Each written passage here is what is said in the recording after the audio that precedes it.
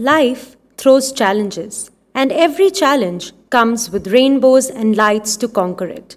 A very good afternoon to the august audience. I, Antra, on behalf of Krupanadi Group of Institutions, welcome you all to KRUPACON 2021, a Scopus Index International Conference on the theme Resuscitation, Re-engagement, Resilience, and Reinvention, a hybrid transformation across all sectors. The last 1.5 years has taken a toll on each one of us. Difficulties and adversities viciously forced us all their might and caused us to fall apart. But they are necessary elements of individual growth and reveal our true potential. We have got to endure and overcome them and move forward. And hence, here we are before you, stronger and even more determined to put together this virtual international conference. Krupanadi School of Management was established in the year 2008 and is one of the top business schools in Bangalore.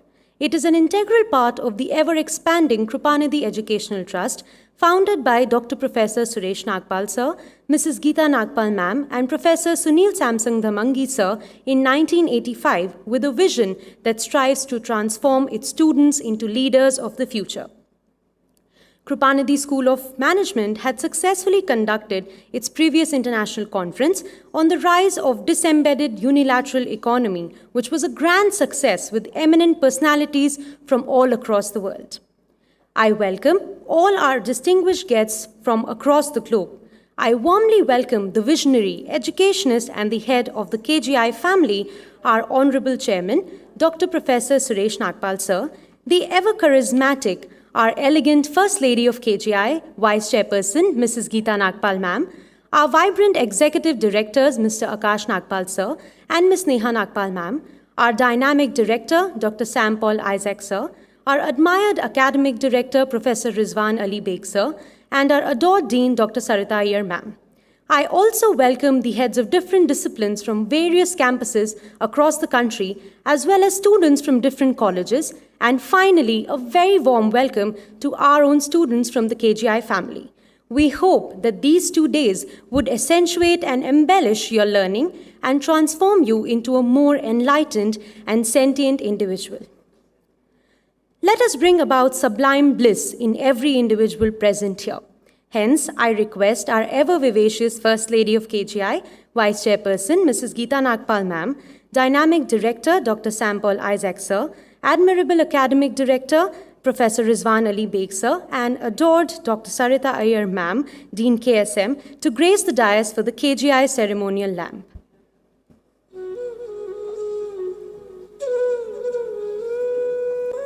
Light and brightness have always been equated with positivity, motivation, harbinger of good, and associated with spiritual beings, as God's first and foremost appearance is in the form of light, which is referred to as Divya Jyoti.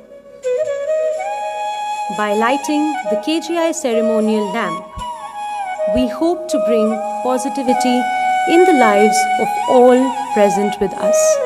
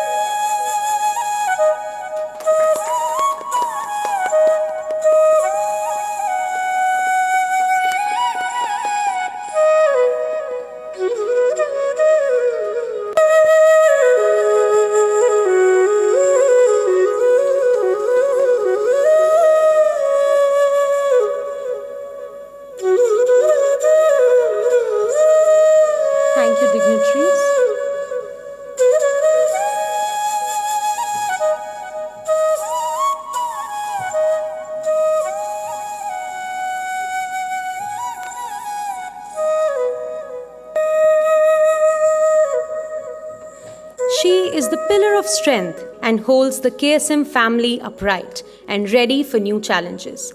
I invite our dynamic Dean, Dr. Sarita Iyer Ma'am, to deliver the welcome address.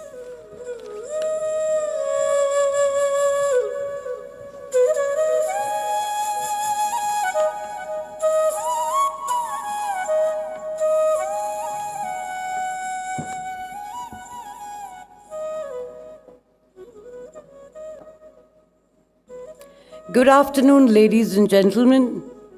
I'm Dr. Sarita, the Dean of the Kripanidhi School of Management, and on behalf of the Kripanidhi Group of Institutions, this beautiful afternoon, I welcome all of you to our international conference. Alvin Toffler once stated, "The illiterate of the future of the world will not be those who cannot read and write, but those who cannot learn, unlearn, and relearn." And that is exactly what we would like to communicate through our conference, the fiery theme being resuscitation, re-engagement, resilience, and reinvention, a hybrid transformation across various sectors. The essence of which is that the very purpose of existence is adaptation through strategy, through reinvention, and just mere thinking in a different style. In today's existing scenario, people don't just want to be managed. They need to be led, coached, and mentored. So this generation is on fire and ready to go. Every threat to the status quo is an opportunity in disguise. So this conference will make people cognizant of this very fact. And the million-dollar question goes to all of you. Are you all ready to change the world? So it is not the strongest or the fastest of the species that will survive in the future, but the species which will survive is the one which is the most adaptable to change. The saying which I quoted just now appropriately describes the theme of the conference, which revolves around 4 buzzwords: resuscitation, re-engagement, resilience, and reinvention. And they definitely do go hand in glove.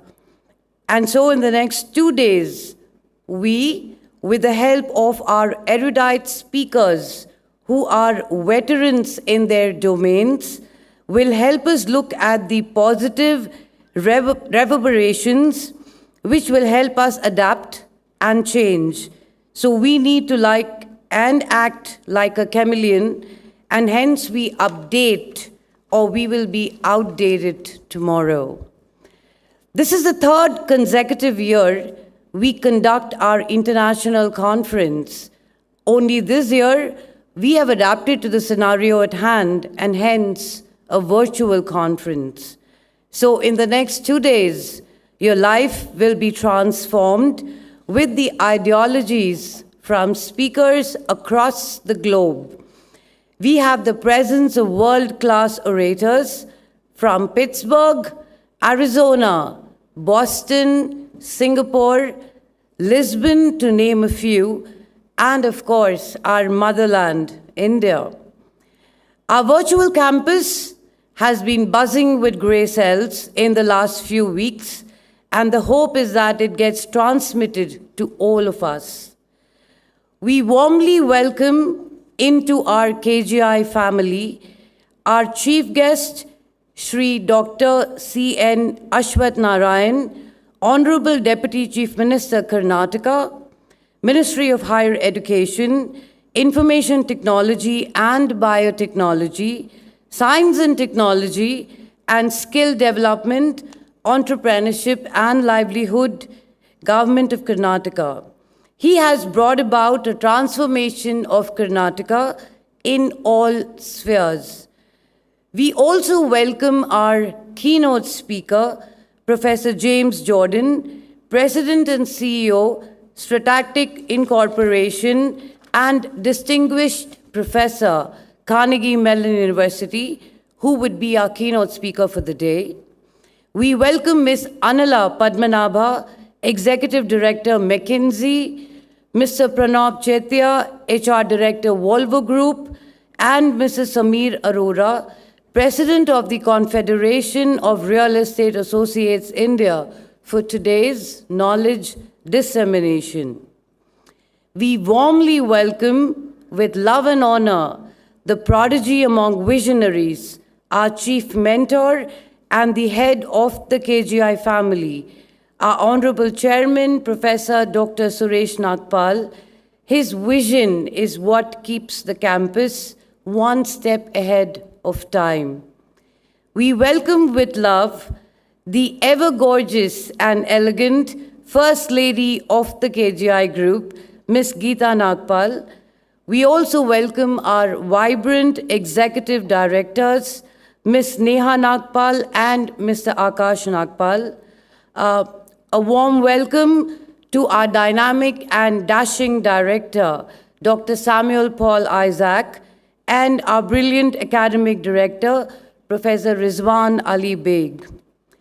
We warmly welcome all the brilliant guests sitting with us virtually, who would be the speakers as well as the panelists in the most explosive panel discussion, which will pan out in the next 2 days.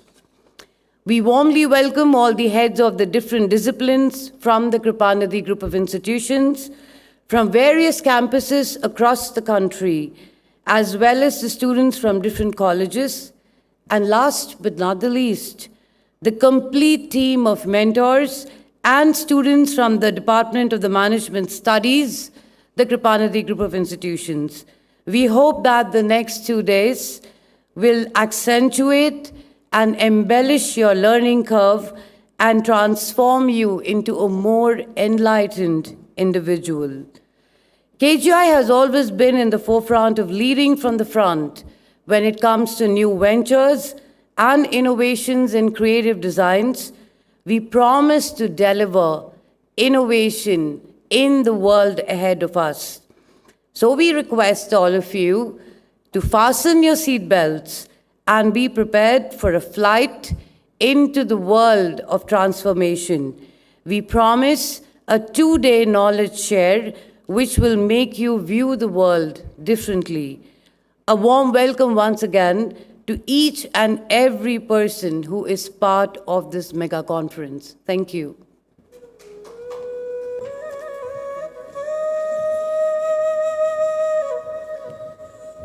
Thank you, ma'am, for your precious words and setting the tone for our international conference. We feel immense pleasure to have with us today Honorable Deputy Chief Minister, Government of Karnataka, Dr. Ashwath Narayan, CN. I would like to present the profile of our chief guest, Dr. Ashwath Narayan.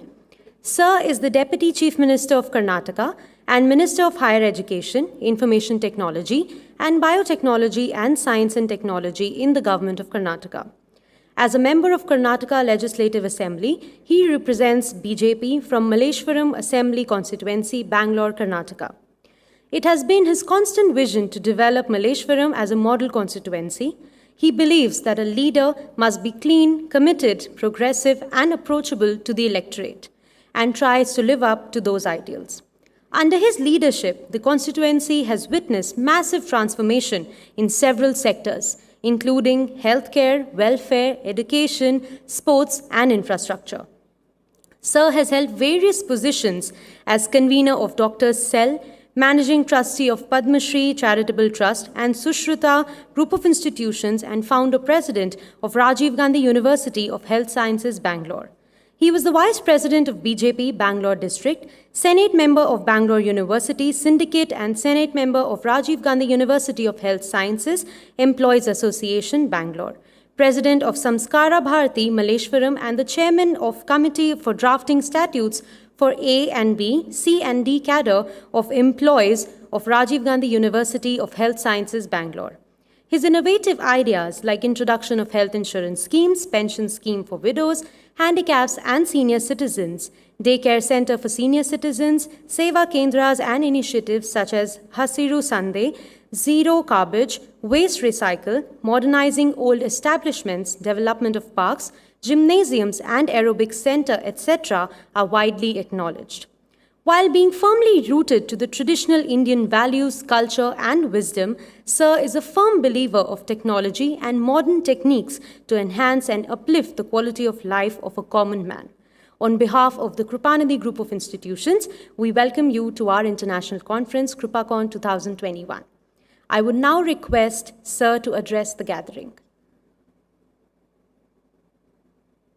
I think it's my pleasure and privilege to be associated with KRUPANIDHI Group of Institution, which has been in the field of education sector for past 3 decades, and they've been consistently striving hard to excel in this field.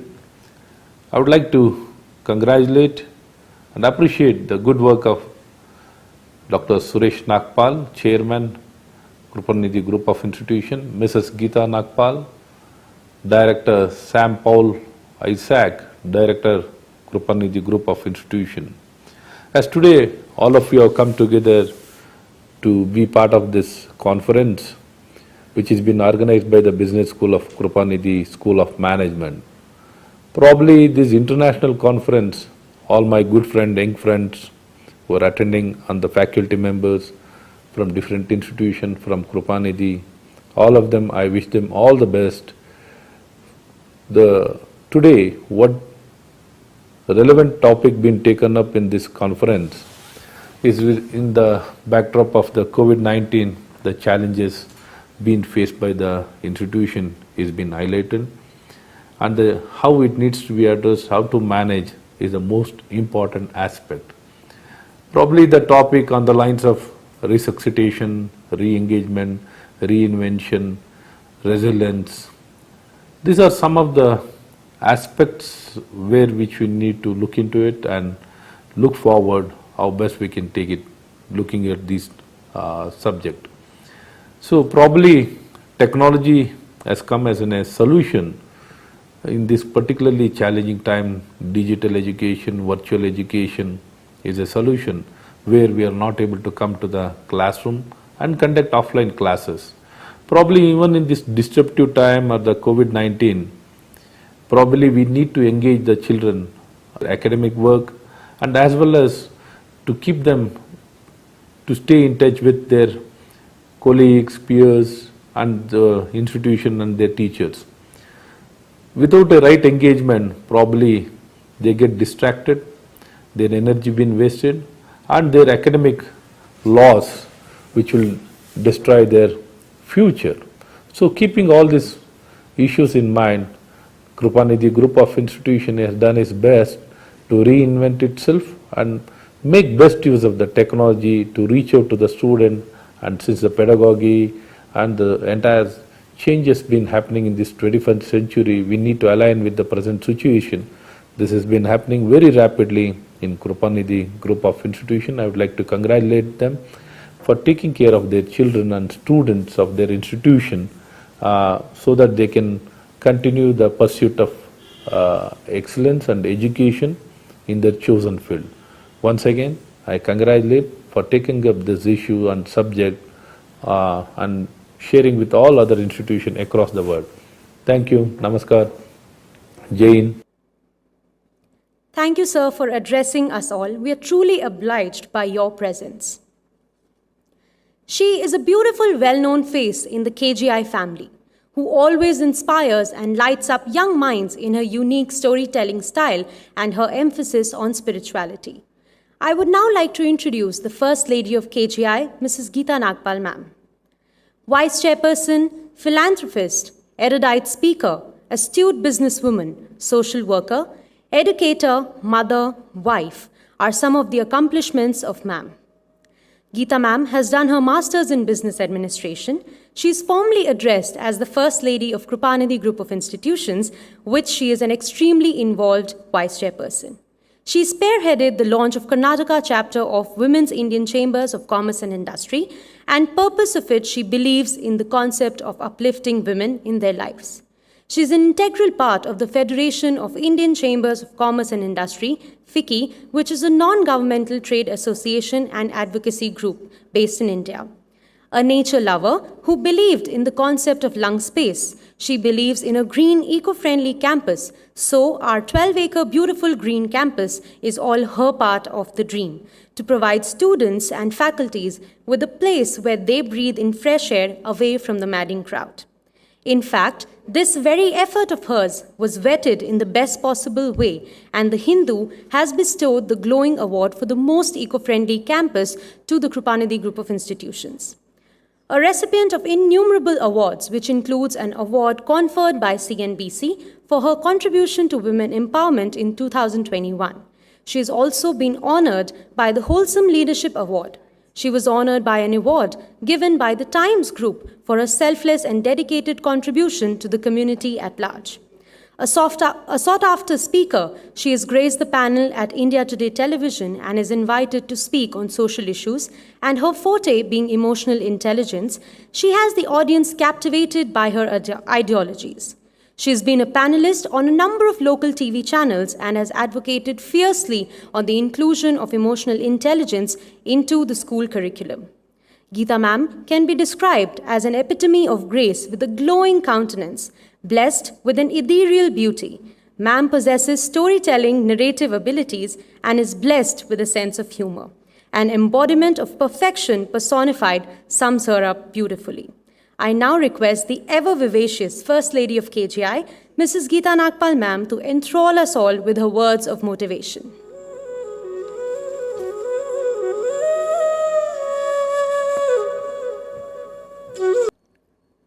Good afternoon and namaste to everyone.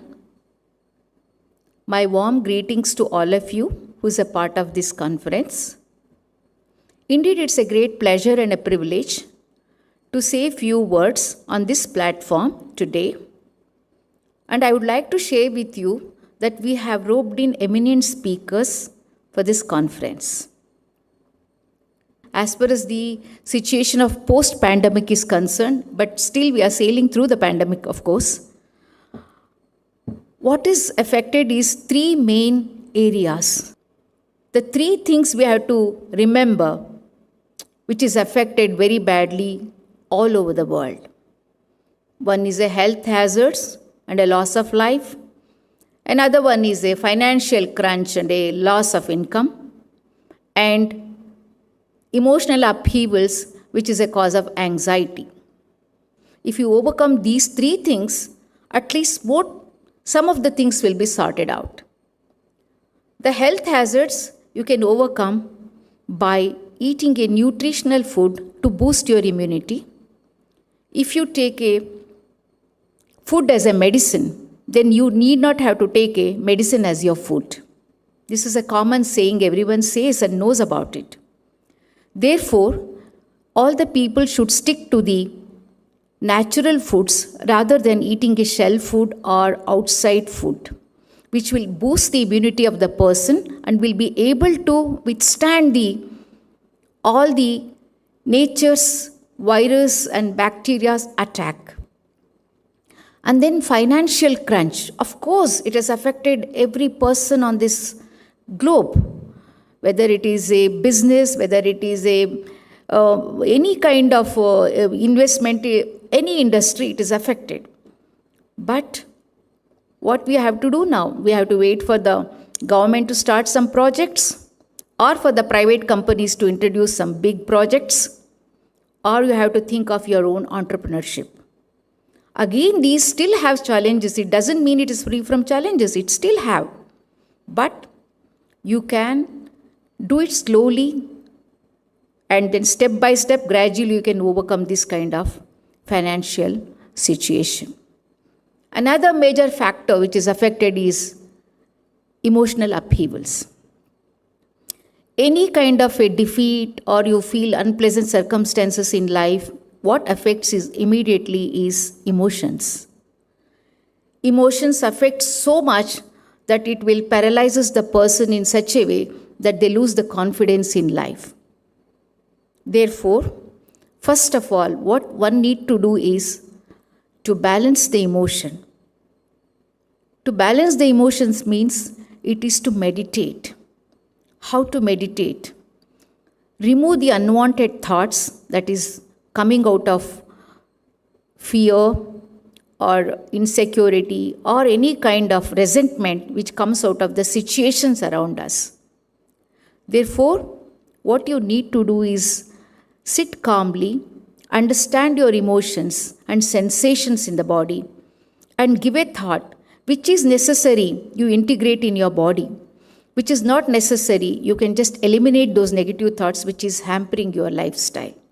Always try to incorporate those kind of feelings which will elevate you day by day and time by time. So these are all the main areas. If we take care, most of the problems of ours will be solved. And therefore, I just would like to tell all of you, take care of your health and take care of your emotions and take care of your nutrition. Thank you very much.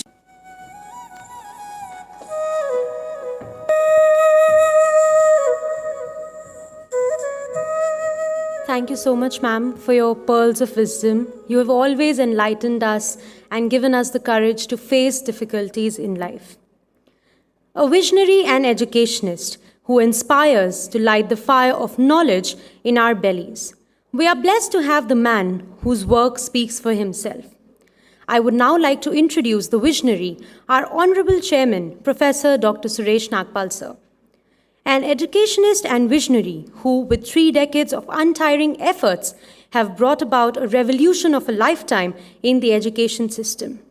With a vision to deliver excellence and quality education, he laid the foundation of KRUPACON Group of Institutions in the year 1985. Sir truly believes in the essence of innovation and is the inventor of the unique systems and practices followed religiously all across the institution. The modern Gurukula approach and the finishing school, to name a few. He is the epitome and the personification of a true leader, and he has not only shown the right direction to success, but also holds the hands of his KGI family when treading the rocky paths.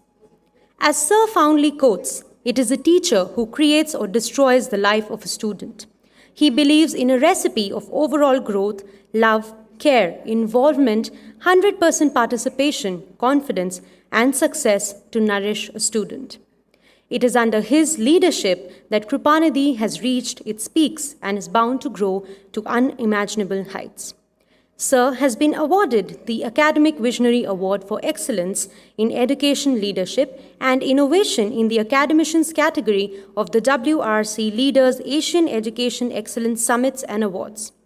Sir leaves no stone unturned in reviving and living the nurturing teacher in him.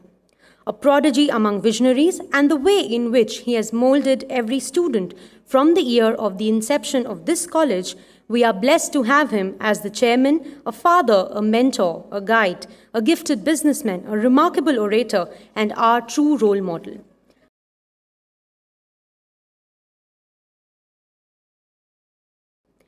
No task is accomplished without the guidance and support of a leader.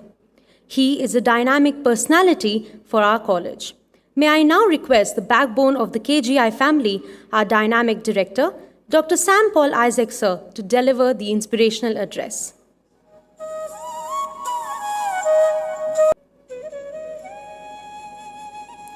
Good afternoon to one and all. It's indeed my pleasure to be a part of this wonderful conference entitled KRUPACON 2021.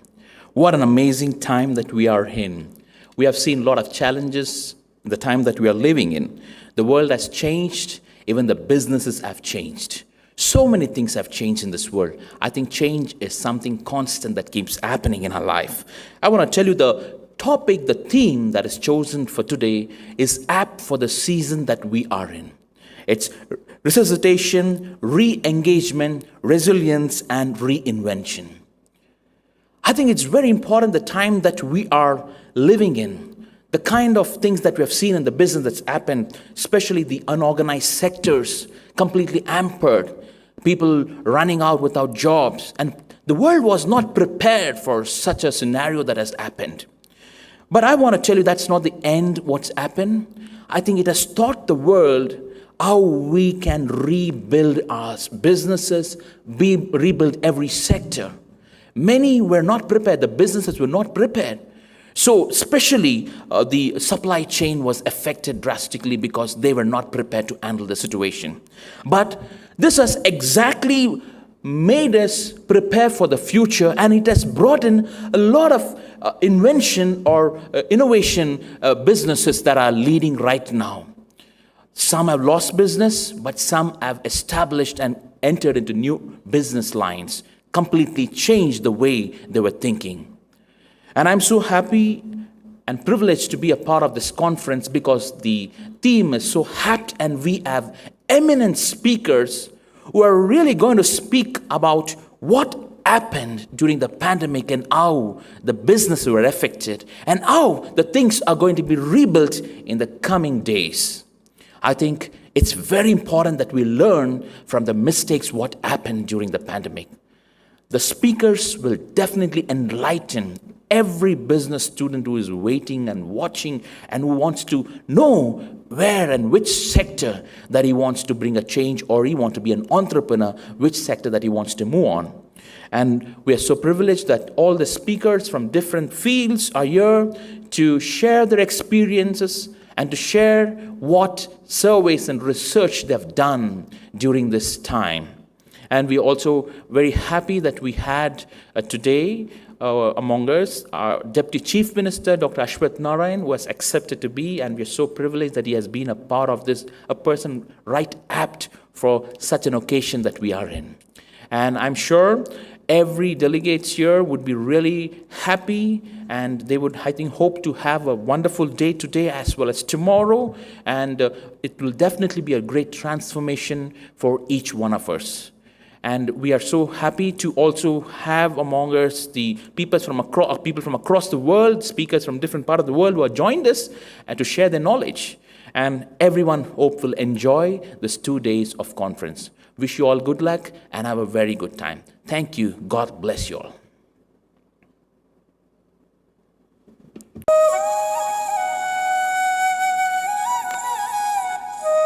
Thank you so much, sir, for your words. You have always inspired us to do better. No task is complete without the right guidance and the support that we need to function every day. May I now request our admirable director, Professor Rizwan Ali Beg, sir, to address the gathering.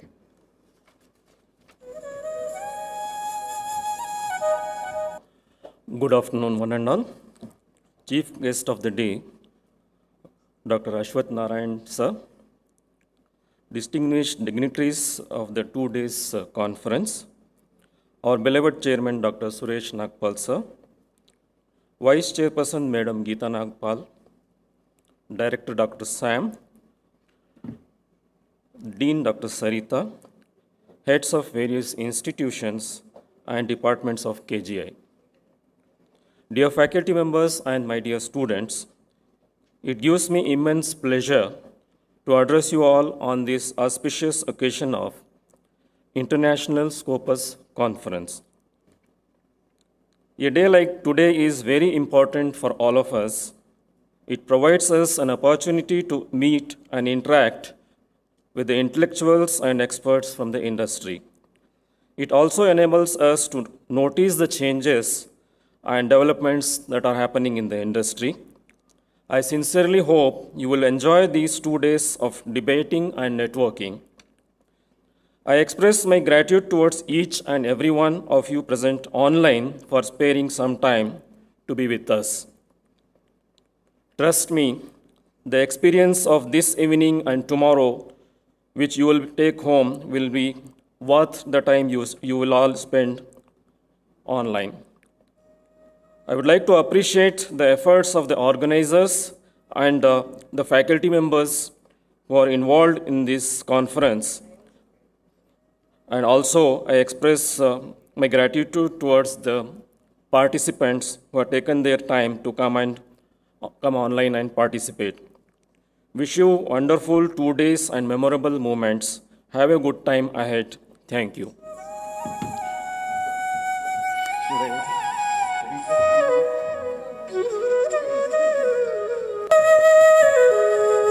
Thank you so much, sir, for your kind words and guidance all the time. I thank all our dignitaries for gathering here and sharing their words of wisdom, enriching us all with the spirit of learning and growing. We assure you that this conference will be a great learning experience for each one of you. I would now like to present to you all an audio visual showcasing our beautiful campus, the lush green space, and the positive atmosphere.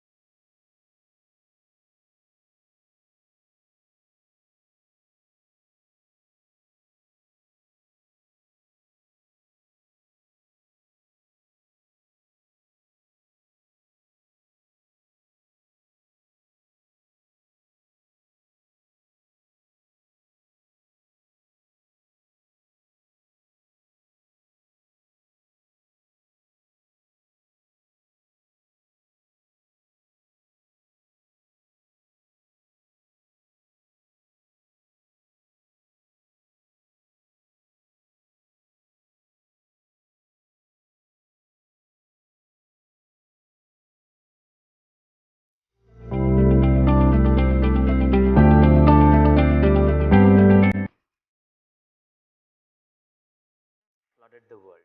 There's no other word for it. It's almost like light, it's there everywhere. But to see it, you need to have vision. And the way I see it, it's analytics that really constitutes the eyes that allow us to see the light of data that's there everywhere. It's what gives us the ability to see the future. And it's something that's transforming every industry. Banking. What should I recommend to a customer? Healthcare. When is this customer likely to fall ill again? Pharma. What's the time at which this tablet's going to dissolve?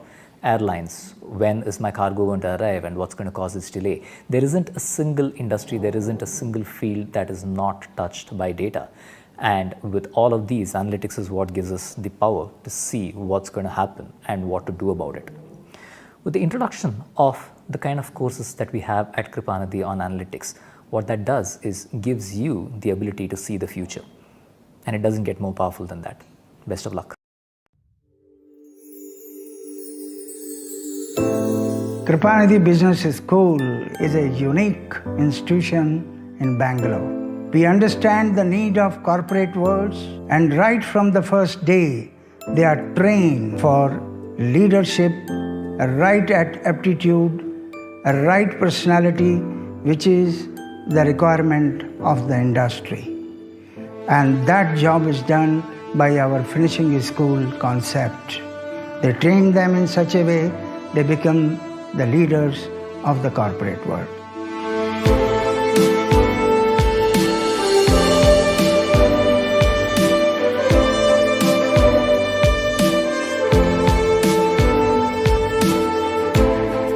Kripanidhi has a huge campus with state-of-the-art infrastructure like amphitheater classrooms, well-stocked libraries, smart boards, and a research center to encourage innovation and to mold future entrepreneurs. Activities outside regular academia like the personality enhancement programs helps us improve our soft skills and build our confidence. International conference and conclaves and management fests conducted inside the college gives us ample opportunities to take up different types of leadership roles. At Kripanidhi, they have started a program on healthcare analytics, which is going to help all the upcoming millennials to understand this concept and thereby use this to make a huge difference to the healthcare industry in India. The improvement of healthcare hinges on analytics. And analytics is the key to improvement in India of the healthcare system. And this is the first program in the country to be able to do this. I had to come over from Carnegie Mellon and take a look. The curriculum here is cutting edge, and arguably I'm going to be changing some of my curriculum when I come back. Cybersecurity, how systems flow, fantastic curriculum. It's absolutely the most important thing in this nation. With the introduction of the kind of courses that we have at Kripanidhi on analytics, what that does is gives you the ability to see the future. At Kripanidhi Group of Institutions, we have kickstarted an earth-shaking program, PGDM program in healthcare analytics, information technology, and international business. We are the first one kickstart in India, and really we follow the similar program what is happening in universities like Carnegie Mellon in Pittsburgh, United States. PGDM in Healthcare Analytics is a great blend of management and data analytics. We are taught machine learning and different analytical tools which helps us in understanding the behavior of patients, and also it helps us in understanding the disease and providing the required treatment. Our Career Advancement Cell has great trainers and mentors who help us get into our dream companies. The team guides and assists us during the entire placement process. We get assessed on our stress interviews and mock interviews, and this helps us perform during our real-time interviews. We are very fortunate to have a lot of prominent companies visiting Kripanidhi for campus recruitment, and we do get multiple opportunities to select the company of our choice. The life of Kripanidhi PGDM IT program is its linkage to the industry. The papers on IT in telecom, IT in retail, IT security, digital marketing, all of this, I'm sure, will create candidates who can rock and who can change business processes and take businesses to greater heights. At Kripanidhi, learning through difficult case studies helps us get an experience of a real business world. Under the mentorship and guidance of a reputed, well-known industry stalwarts, we are able to analyze our management skills and improve our decision-making skills. KRUPANIDHI offers a vast, eco-friendly green campus that is replete with a host of facilities, hostels that provide an ambience of a home, multi-cuisine, students' cafeteria, state-of-the-art techno gym, and many more.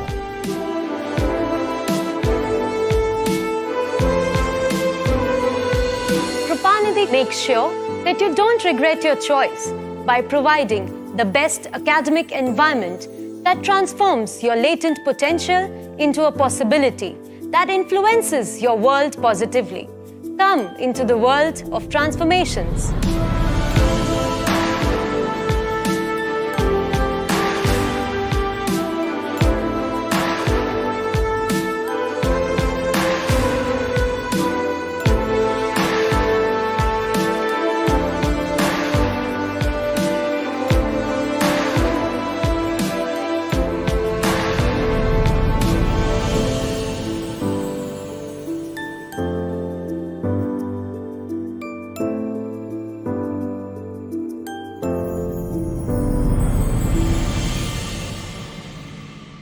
In order for us to know the level of problem or the magnification or the quantum of problem, it is very important for us to get the data.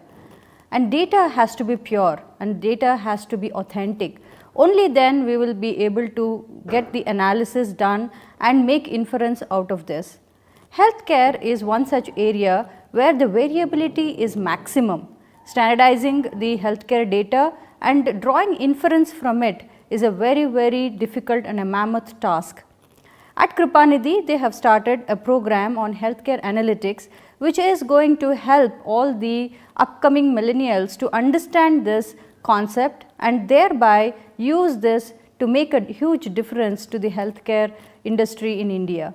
So I urge all the students to take up this course and learn and implement this for the greater benefit of the human mankind. Thank you.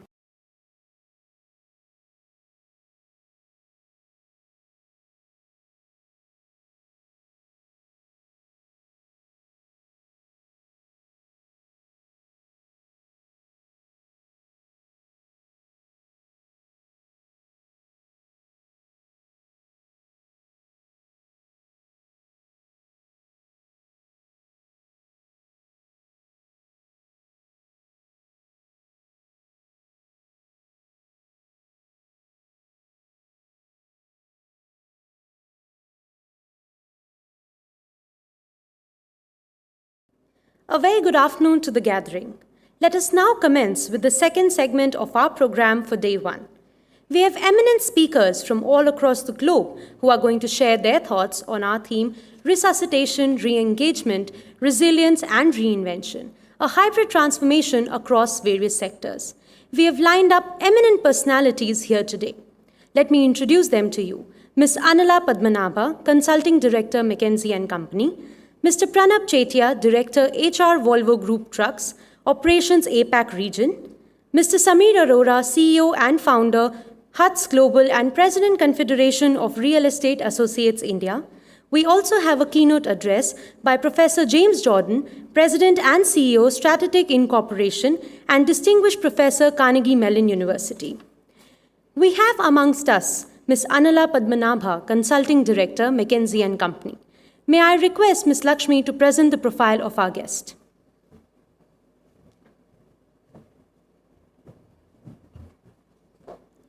Good afternoon. It's my privilege to present the profile of Ms. Anila Padmanabha, who is the management consultant with more than 20 years of experience in management consulting, specializing in financial strategy and investment banking. Ms. Anila Padmanabha's experience in corporate field is incredible. She was a senior consultant specializing in mergers and acquisitions at Ernst & Young.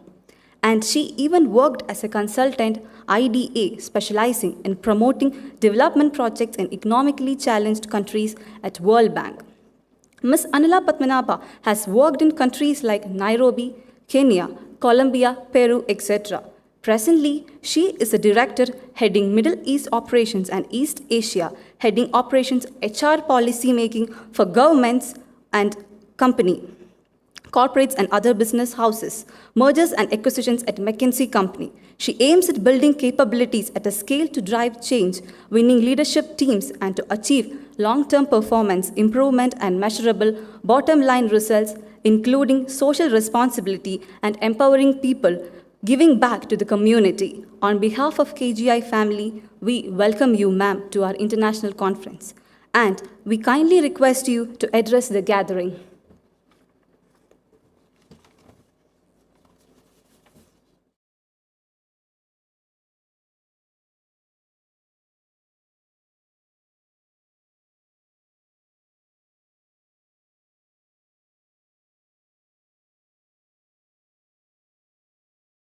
It's a privilege to be talking and to be present amongst some of the most greatest in the corporate world. I'm deeply honored, and I'd like to Recording in progress. I'd like to thank everyone who took the opportunity to come to this conference and be here. So with not wasting too much time, let me just get into what I really am good at. We're talking about resuscitating, strengthening institutional resilience. We're talking about many things post-pandemic. And today, my presentation is by and large on this. I'd like to share my screen. I hope it's visible to everyone. What is resilience? What are we looking at today? Now, knock, knock, 2020. Let's rewind. Yeah, we are in 2021, almost at the end of 2021.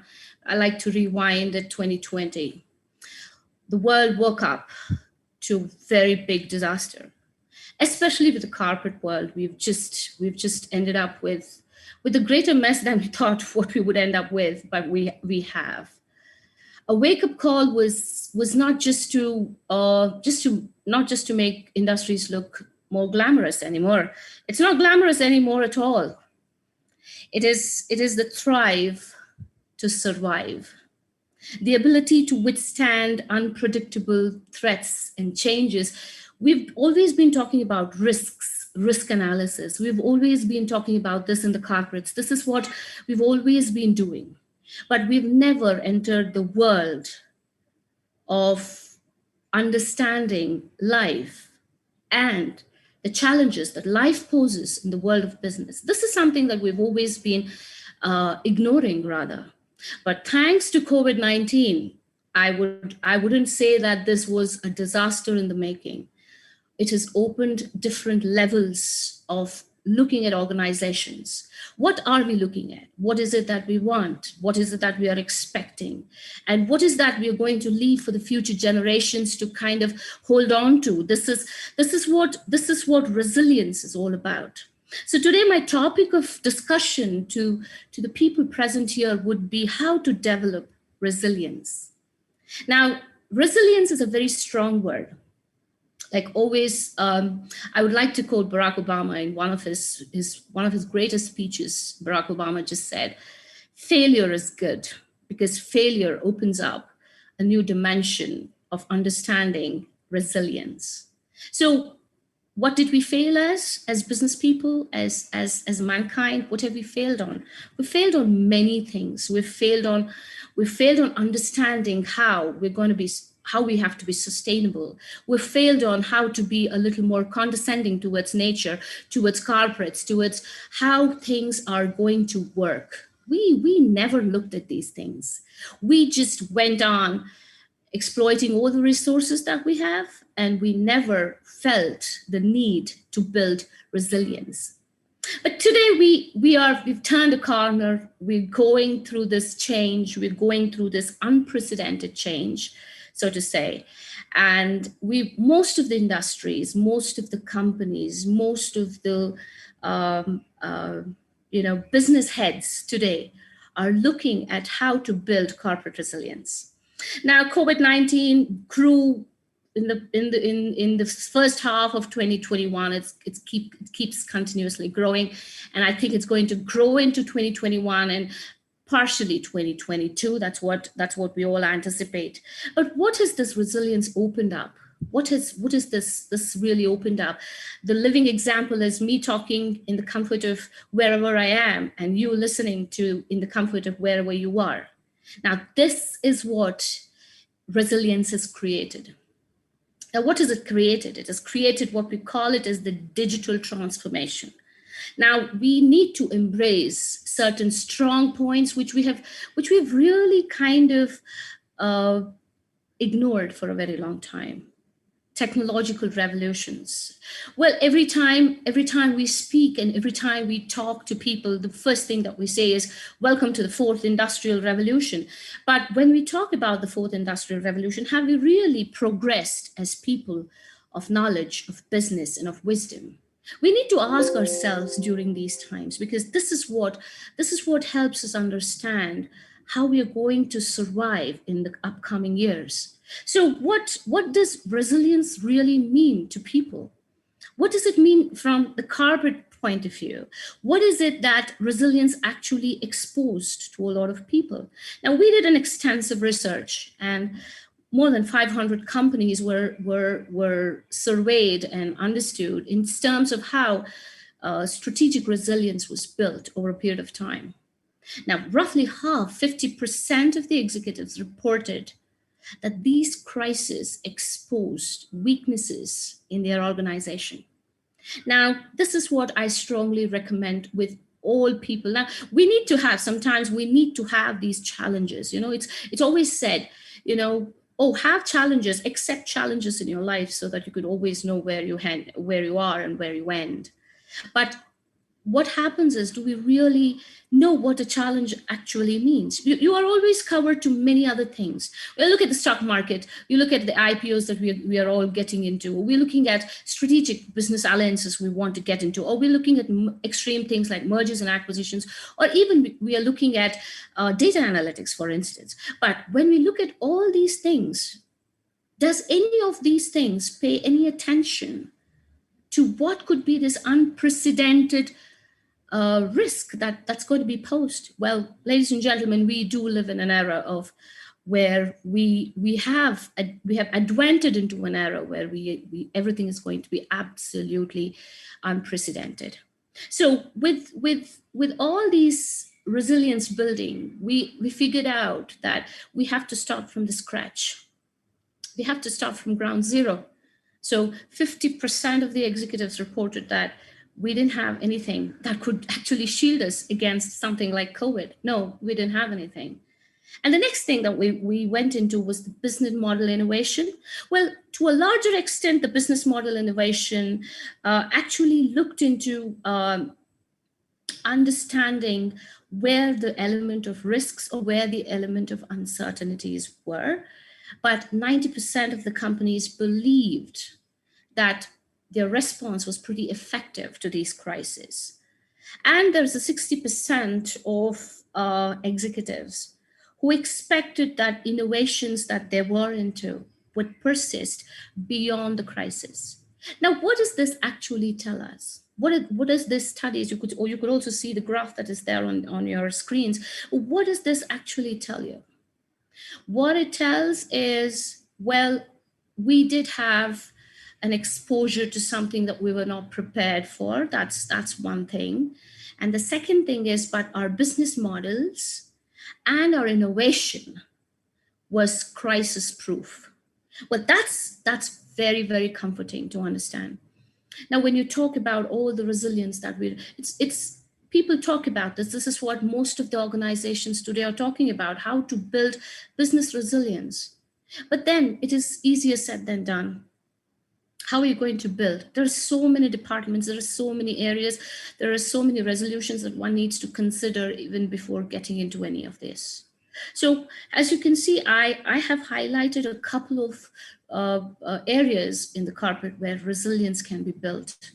And we're going to very clearly discuss each one of them as and when we go.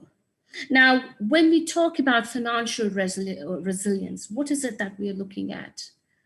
The first foremost thing, the backbone of any industry, backbone of any corporate is a finance thing, and financial resilience becomes imperative in business resilience building exercises.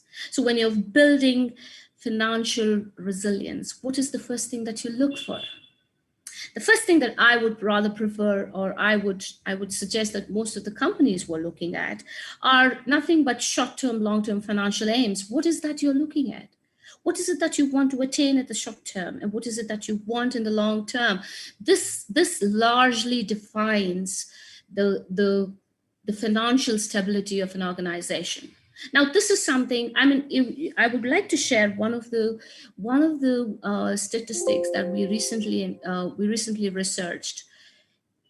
When the companies went into crisis, I'm sure as business fraternity, most of you are aware that most of the companies are filing for bankruptcy during the pandemic. And upon investigation, we realized that there was a severe shortage of short-term financial aims. For instance, working capital requirements, cash flow requirements.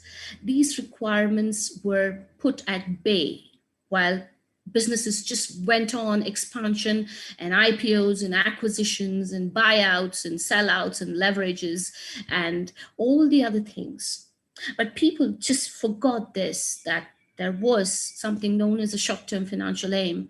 And this was tremendously lost in translation when business houses grew. So the first thing that to build the financial resilience is there must be a fine balance about what your immediate goals are, what would be your long-term goals. The second one that I would rather want to highlight is most companies have to protect themselves against the deterioration of the markets. You can see that most of the markets are topsy-turvy. You know the crude oil market is not stable. You know the precious metal markets are not stable. The capital markets are topsy-turvy. The geopolitics is changing. When so many things happen all at the same time, and the pandemic, of course, you can't neglect what the pandemic has given you. But when all these things are there at a time, the most important thing is you will have to protect against market forces, especially deteriorating market forces. It could be in the form of capital, debts, equity, any of these things. So these are some of the resilient building exercises one can actually do in corporates. We talk about operational resilience. When you get into operational resilience, what is it that you're looking at? Now, most of the people failed as operations. Most of the supply chain crashed. Most of the operational inefficiencies seeped up when the pandemic hit, because some of them found it extremely difficult to cope with this. So how are you going to deal? How are you going to build resilience? Maintain robust production capacities. Well, you'll be surprised, McKinsey had what is known as the Lighthouse Project. What was done in the Lighthouse Project was there were some of the companies that were studied during the pandemic. What did we do during the pandemic? These companies show a lot of growth during the pandemic, while the rest of the companies just kept crashing. Well, upon investigation, we realized, what did we realize is these companies had good operational efficiencies. They knew how to build up their production capacities, meet the demand, and remain stable in the eye of crisis. Now, and the next thing that you would want to build at an operational resilience is fortify your supply chains. Well, this is something that was hardly it in the first half of 2020. The supply chains were hard hit, and most of the companies couldn't survive. So this is something I would like to build up over a period of time. When I'm looking about technological resilience, well, technology is everywhere today. We are embracing AIs, we are embracing machine learning, we are embracing fintechs, we are embracing many other things. But what we need to do is just embracing is not sufficient. You need to be resilient. You need to be resilient towards what kind of things when you use technology. First thing, you need to have a strong, secure, flexible infrastructure. Now, this is subjective, however. Now, what is a strong, secure, and a flexible infrastructure? This becomes highly subjective, depending on the nature of the economy, nature of the political systems, nature about the social, cultural, economical structures that you live in. So that kind of resilience can be built. But the next thing that you would want to do is also manage your systems against cyber threats. This is something people are looking into today very, very drastically. I'm sure most of the people do know why many of the fintechs are crashing, many of the systems worldwide that involves, let's say for cryptos, are crashing. The very reason behind it is cyber threats. Now, this is something organizations have to look into.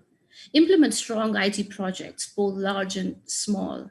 They need to be of high quality, they need to be on time, they need to be on budget, and they need to sustain. Sustainability is the key factor when you're embracing technology. Because what you're trying to do with technology is not just invest and forget, because you need people to handle it, you need people to manage it, so that there is a good amount of control over the technology. At the same time, you have good resistance towards cyber threats. So this becomes imperative. Next one that I would like to highlight is the organizational resilience. This becomes too important. This is one of the most important things when I talk about in many organizations. Organizational resilience is something that is built not overnight, but over a period of time.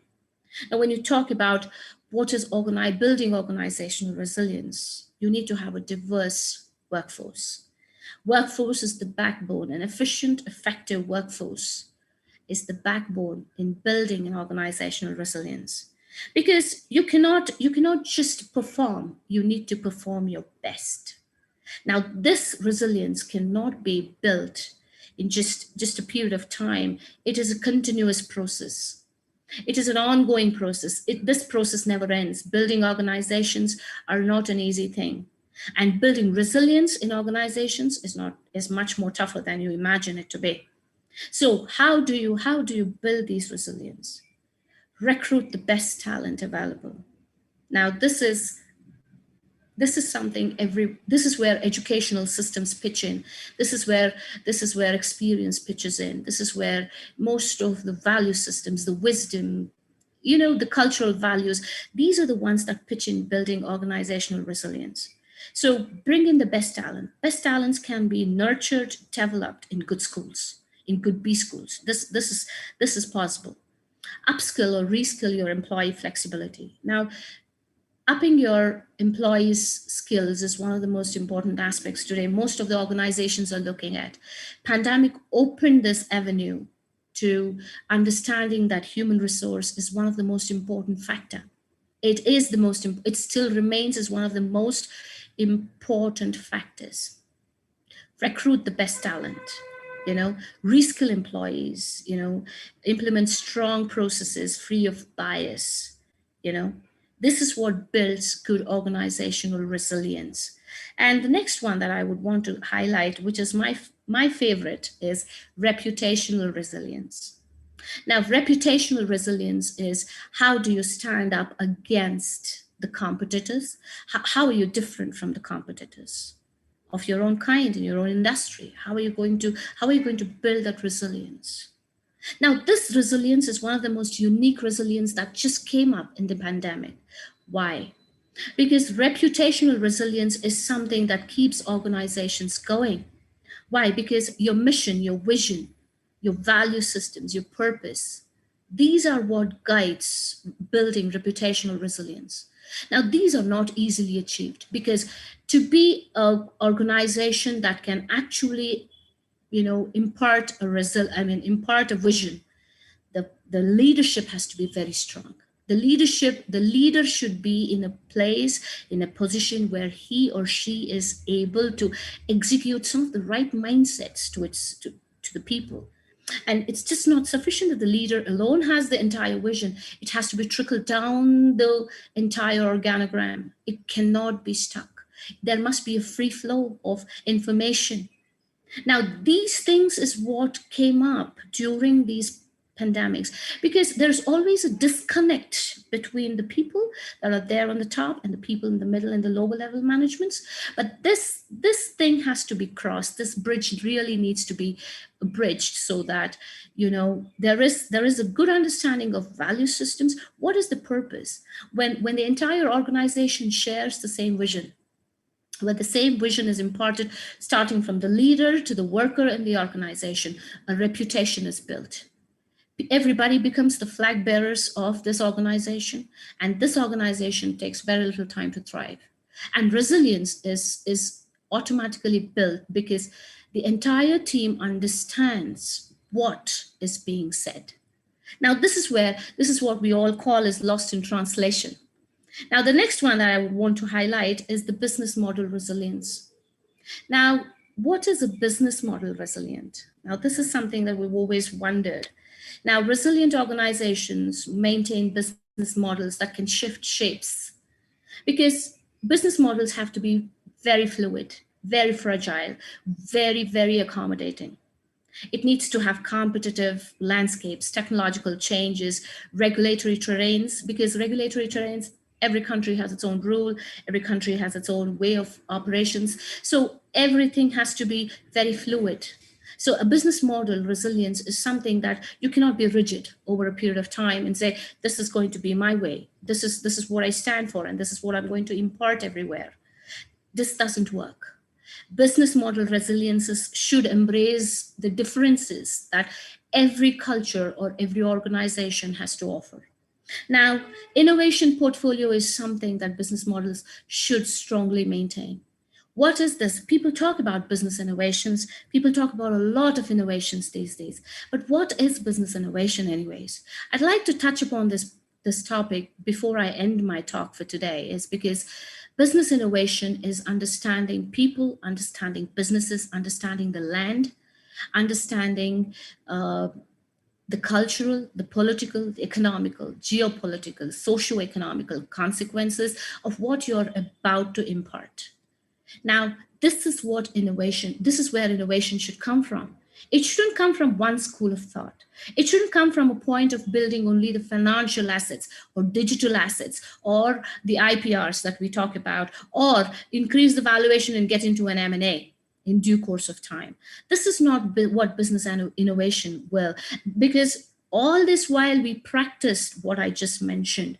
That is why a pandemic left us high and dry. A pandemic of this kind has left us high and dry because we are unable to understand how we are going to take this forward, because all that we thought about was profits and we just talked about valuations and the stock markets and the IPOs, and we were just there. We never tried to understand sustainability. We never tried to understand the building blocks of an organization. Business models can really, really help bring in that flexibility in the organizations. Now, the question that arises when you're talking about so many resilience, how are you going to move forward with this resilience thing? How are we going to move? How are we going to take this forward to the next generation? So I'd like to highlight a few things that I would consider it appropriate. Just understand how resilient you are today. And just try to understand the 6 dimensions of the resilience we just discussed. You have to be brutally honest as organizations. You will have to understand where you are in terms of resilience. Because as I rightly said, most of the companies did not have 90 days. They did not have cash flow beyond 90 days. That was a serious injury to most of the economies worldwide. They suffered from serious crash crunch because nobody understood resilience. Nobody understood uncertainties of life. We understood uncertainties of businesses, but we never understood uncertainties of life. And now opens up a new chapter in business where we look at resilience from a different point of view. And the next thing that you would want to look into is, what type of threats am I going to encounter? We all have liquidity risks, and we study a number of risks that we have. But these risks are only to calculate the financial markets and the things that are predominantly under our control. Market fluctuations, changes, agency problems. These are something that you can actually hold on to. But what about as an institution? What about the potential change that would matter to you and your institution or your organizations? There are always certain gaps in between. These gaps need to be filled. These gaps need to be addressed with compassion. These gaps need to be addressed with sensibility, and these gaps need to be addressed with a lot of pragmatic solutions. It cannot be taken head on. It cannot be taken as one of those business decisions. It has to be taken as a holistic decision. That's when resilience can be built in organizations. And the third thing, design your own approach. You know what we call it as the business model approach. You can design your own approach. You can design what suits you best, because coming from different walks of life, coming from different ethnic groups, coming from different cultural value systems, it is more important that you build models that really work for you rather than work for the organization by and large. It has to work with you. It starts with you, it works with you. Once it works with you, it's easier to trickle it down in the organizational level. So people, I would still want to encourage business students, people who are here, to embrace resilience. It is important for every B school graduate, every academician, every industry, and every institution to embrace resilience, because COVID-19 is not the end. We have just begun. We have just started. We need to have resilience. We need to build resilience. We need to find roads to recovery. And we need to transform and renew ourselves into the individuals, organizations, institutions we are meant to be. I thank you very much for giving me this opportunity to present my case here. And once again, thank you, Krupanidhi Institutions, for inviting me. It was great coming here. Thank you. Thank you so much, ma'am. It was indeed a pleasure listening to your thoughts and learning so much about resilience, which is so very appropriate right now.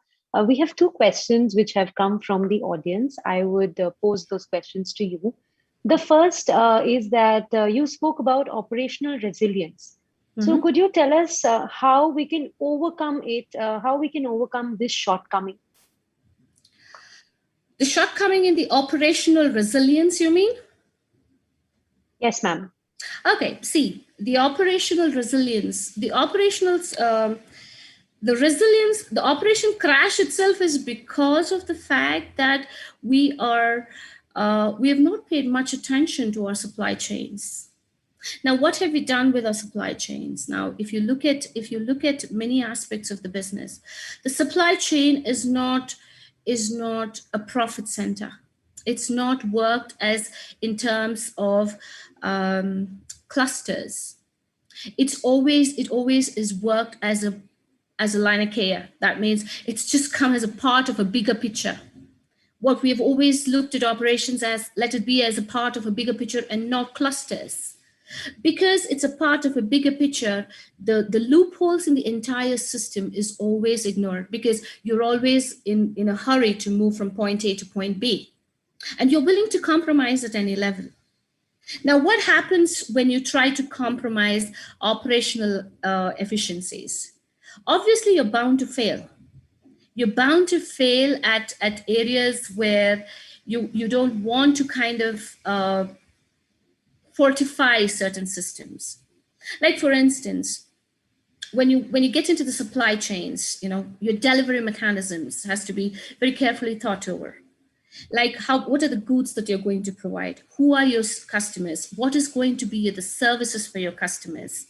And how are you going to supply or distribute during the times of natural catastrophes or geopolitical events? How are you going to do this? This is what resilience opens up to.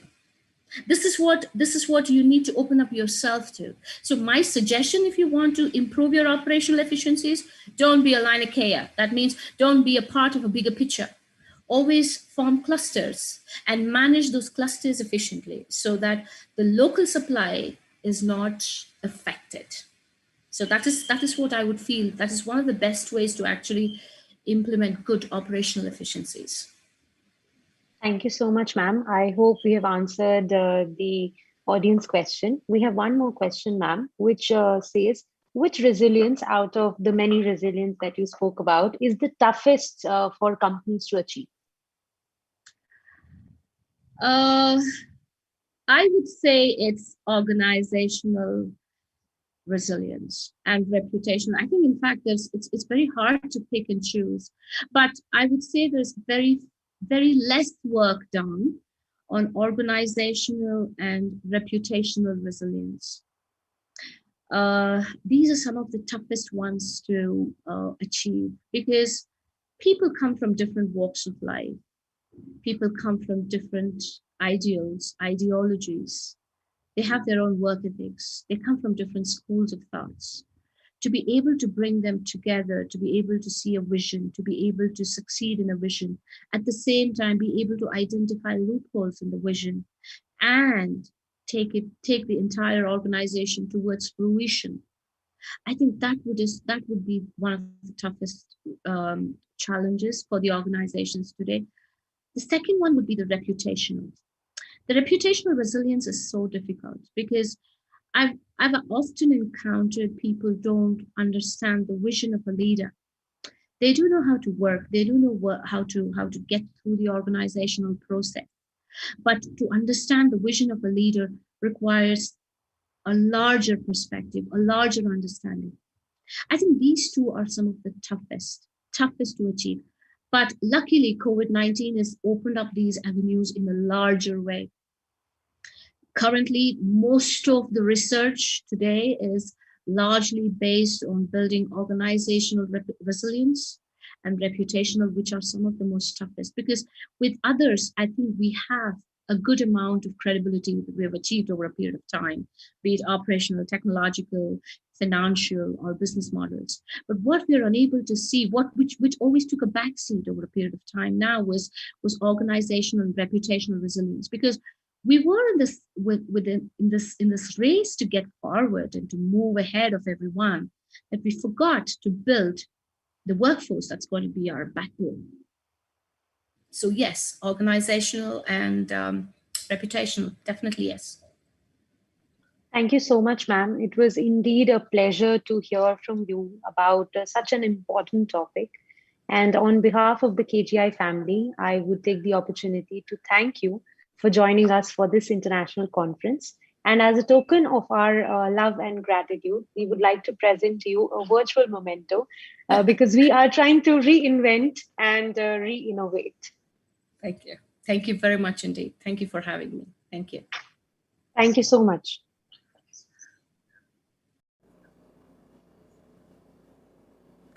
We have amongst us Mr. Pranab Chetia, Director HR Volvo Group Trucks Operations APAC region, who will be joining us from Bangalore.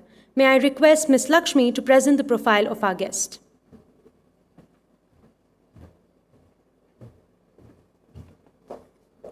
Good afternoon. It's my privilege to present the profile of Mr. Pranab Chetia.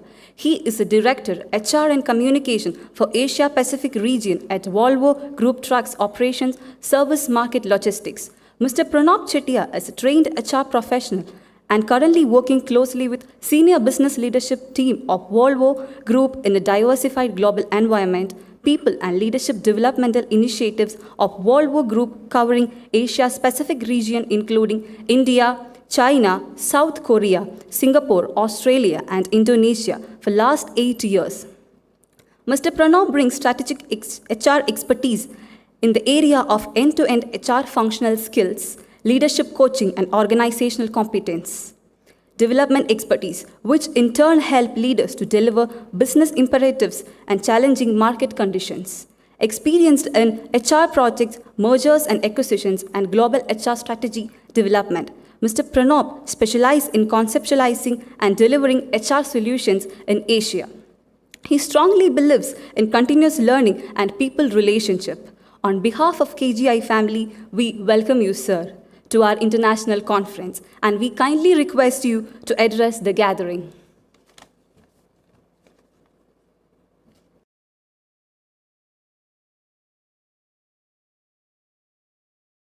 Yeah.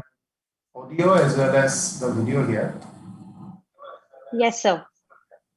Okay, thanks. Hello, everybody. Thank you so much. I'm joining today from Singapore.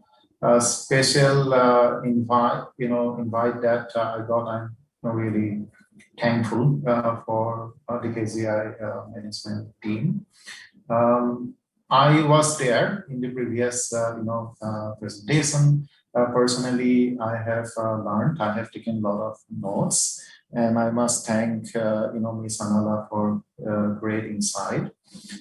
Maybe now, when I move in my presentation, it will be a little bit about my story and my personal perspective around the power of young minds. I will try to connect, and I hope that it goes well. At the same time, I'm available if you find some technical glitch, please let me know. Is that okay, Andra?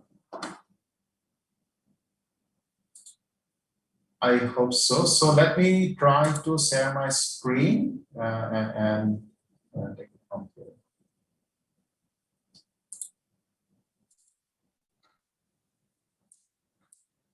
Can you see my screen?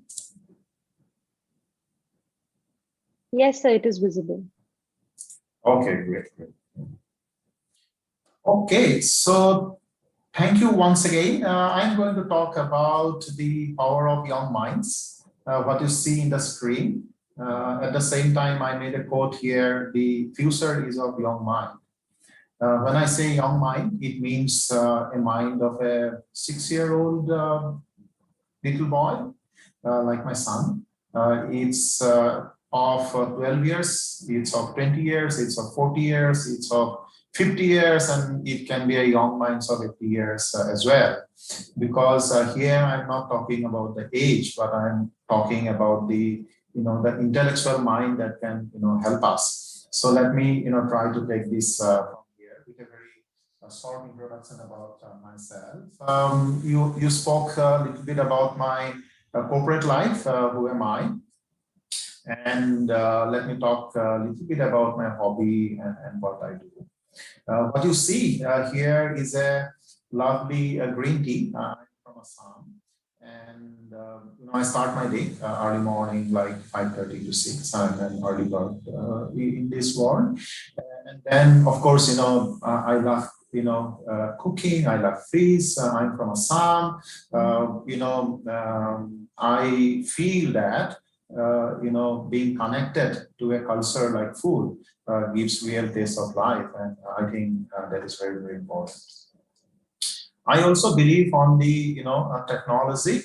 Ms. Anala, you spoke about the business innovation, and I strongly believe that. And today, with the power of automation and digitalization, it has become simple, right? So today, every citizen in this world has a mobile phone. Anybody can connect to anybody. Anybody can talk to anybody, and so forth. So I think this is a fantastic evolution, and then it is only increasing, right? So pandemic has given a gift of increased automation and digitalization, and we all are going to get benefit out of this. What you also see here is a truck because I work in Volvo, so I'm working for last 12 years and I love Volvo and I do like to continue. Sometimes I am probably too much of Volvo world, and henceforth I do love to come out and participate in a conference like this, and I must thank all of you once again so that I share my perspective. At the same time, probably I will also get great insight and great learning from all of you.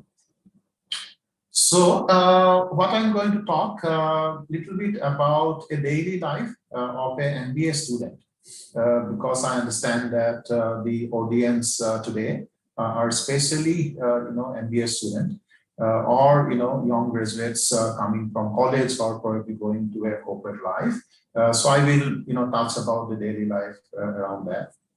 I will also connect my story from my education life point of view, because I feel that it is an opportunity for me to reflect and connect and probably tell some of my ups and downs to all of you. And finally, with my experience, whatever I have, I like to give some tips and techniques so that it can be a recipe for your career, or it can be a good takeaway for all the participants to practice. And by doing that, I feel that I'm going to unleash your full potential because I strongly believe that every human being is very powerful. Human beings, are the most powerful species in the world. It's just about unleashing the potential, or you can call as a maximizing the potential. So for me, everybody, all citizens of this world, they are great in one way or another way. But how shall we focus? How shall we take our life forward? And that is what I'm going to talk about.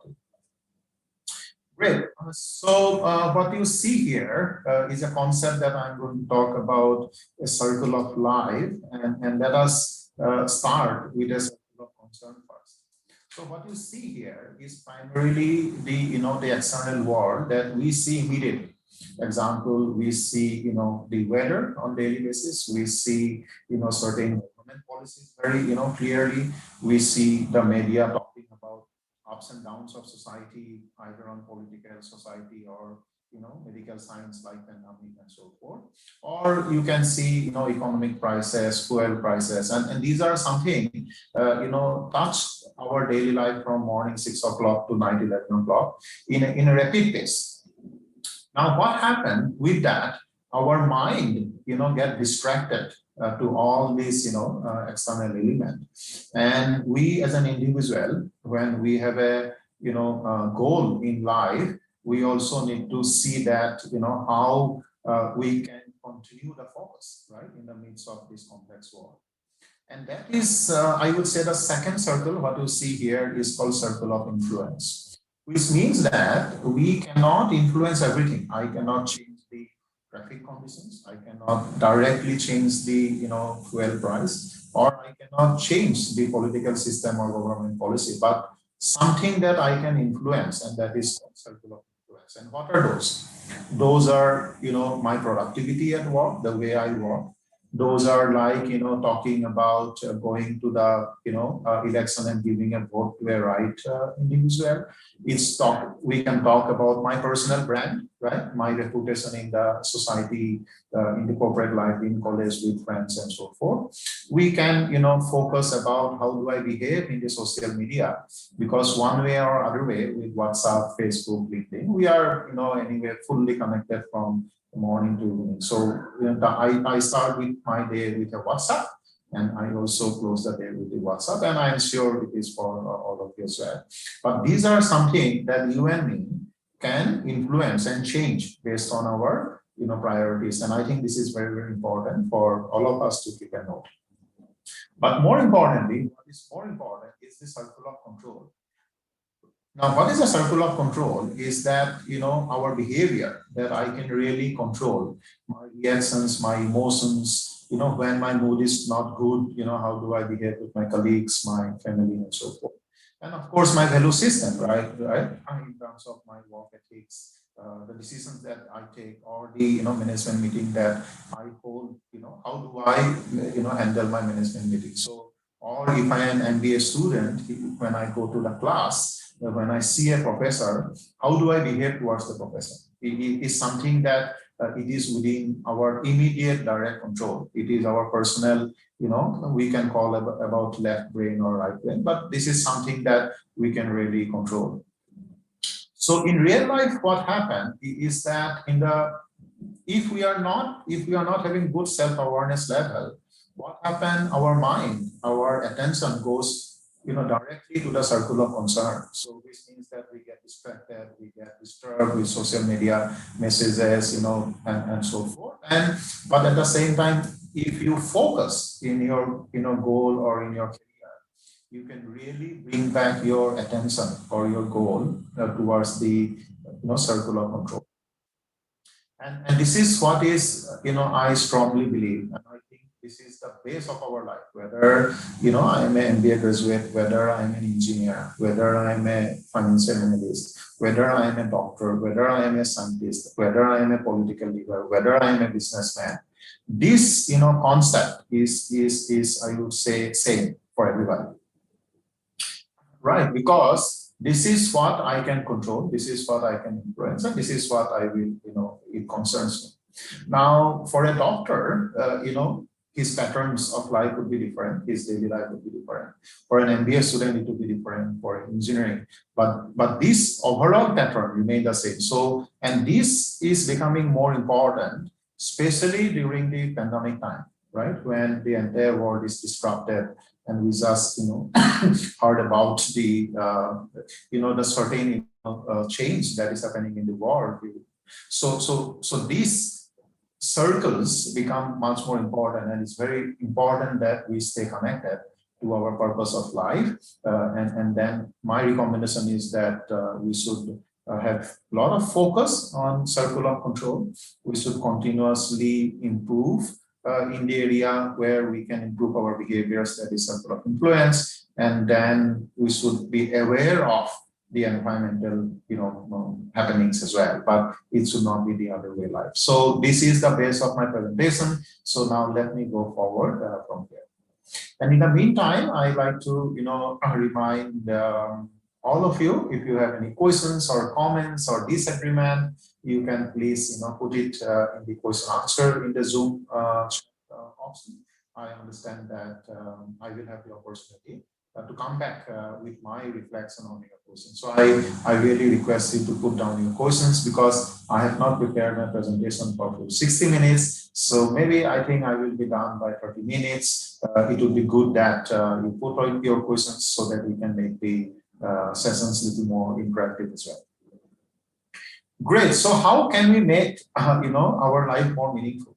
Everybody has a life, right? Everybody wakes up morning 6 o'clock, goes to the bed at maybe 10 o'clock, 10:30. So that pattern is same. But what is more important, that from morning 6 o'clock to 9, 10 o'clock on daily basis, how you and me can make the life more meaningful. So let us go a little more inside to this. And let me, start with my, personal story here. So what you see in the personal story is a line of, ups and downs. And I'm sure all of you will agree, this is the real life. A life where there are happiness, a life where there are difficulties, a life where, we come to a roadblock and we find a morning, sun. And it is always like that across the competence level, across the age, until we, leave this earth, right? So first thing first, we should acknowledge that change is the active part of life. We cannot avoid this. But as I say, how do we handle this, change on the daily basis? This is what I'm going to talk about, my real story. Let me see whether it can be, I can connect to you or not. What you see on the left-hand side is my school. So I come from a small, I would say, in a lovely town, in Assam. In my time when I was in the school, Christian high school, a time where at 7 o'clock, if you come back to home, you are called as a bad boy of the society, right? So you wake up early morning and you have to come back by 6 o'clock and so forth. So that's how I am from, and I'm sure you know where is Assam. It's a northeast part of India, very green and things like that. Now, of course, in childhood, your childhood and my childhood, we are always active in sports, and I strongly believe, and we should continue this as well, because these sports develop a teamwork and develop a very active social skills, and it can be any other extracurricular activity. But my philosophy is a little bit of group activity where you meet people, you probably argue or probably enjoy, have fun and play and things like that, where we are part of the society and we really feel. And my sports life was very active. So I was very active in table tennis. I was very active in cricket, and by the time I came up to class 6, and in the school only, in class 6, suddenly I did not do well in my exam, and it was, almost at the bottom of your, curriculum statistics. So principal called my, mother and told that, see, your son is not doing well. And just to let you know, I have lost my father when I was just 6 years old. Which means that, my mother, my two sisters and one younger brother, we were all with the support of education only, meaning that if we do not study, we do not do well, we don't have a life. It was like that. And I remember very well that my sister, elder sister, after the incident, did a very short counseling. And somehow, it connected to me, and I took that advice very strongly. And with God's grace, immediately in class 7, I ended up, probably doing well. And of course, I stood first in the class. And now what I'm saying is that in our life, right, we may be doing MBA, engineering, postgraduate, the parental advice and counseling is extremely important, and we really need to welcome that with respect, and that is applicable for you and me and for me today as well. Hard work with long-term dream and thinking helps, because what happened, when we are in class 12 standard, we just have a wish. We really do not know what is your career path, what stream and things like that. But something that we need to be very hands-on.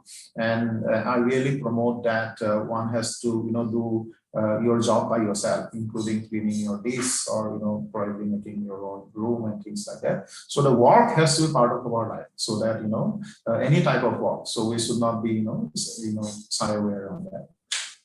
So with that, I had some sort of dream and then finally I thought that okay, let me do chemistry because in Assam we have only ONGC, Oil India, and few government jobs, and everybody want to be join that. So either you are an engineer or a doctor or join this private company. So I thought that I will become chemist, and that's how I ended up in Ferguson College. Now the beauty is that I was the first boy to come out from my entire generation to Pune from a small place like Tulaghat. And Pune, Ferguson College is one of the most happening college in India. Within science and graduation, they are always on the top 10. And then it was a greatest shock of my life, because till that time I never came out of Assam. The first time I directly came to Pune, and then I ended up in Ferguson College hostel. Just to acknowledge that that time I did not know how to talk in English. I did not know how to talk in Hindi, because in my school and in my hometown, we never talk English or Hindi. We always talk in our local language, that is Assamese. So first 1 month, in a simple way, no friends. And once I used to open my mouth, people used to, my friends around probably used to laugh at me, saying that what I'm talking and things like that. So here what happened is that, there are, just to let you know, there are 4 hostels, right? So I was it's called block 1, 2, 3, 4. So as I said, I was good in cricket. So during second or third month, one of the friend asked me, do you want to come and play cricket, because we don't have a player in that team. One player in the team, right? You need 11 and they had 10.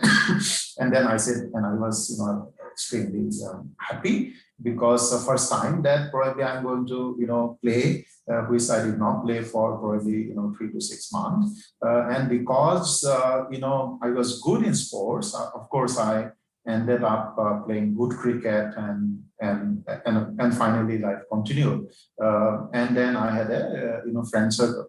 At that moment, I took a decision that, I will make friends who talk only English and Hindi, because, Assamese is my strength, and I have to, learn Hindi and English. Otherwise, I cannot survive in this college.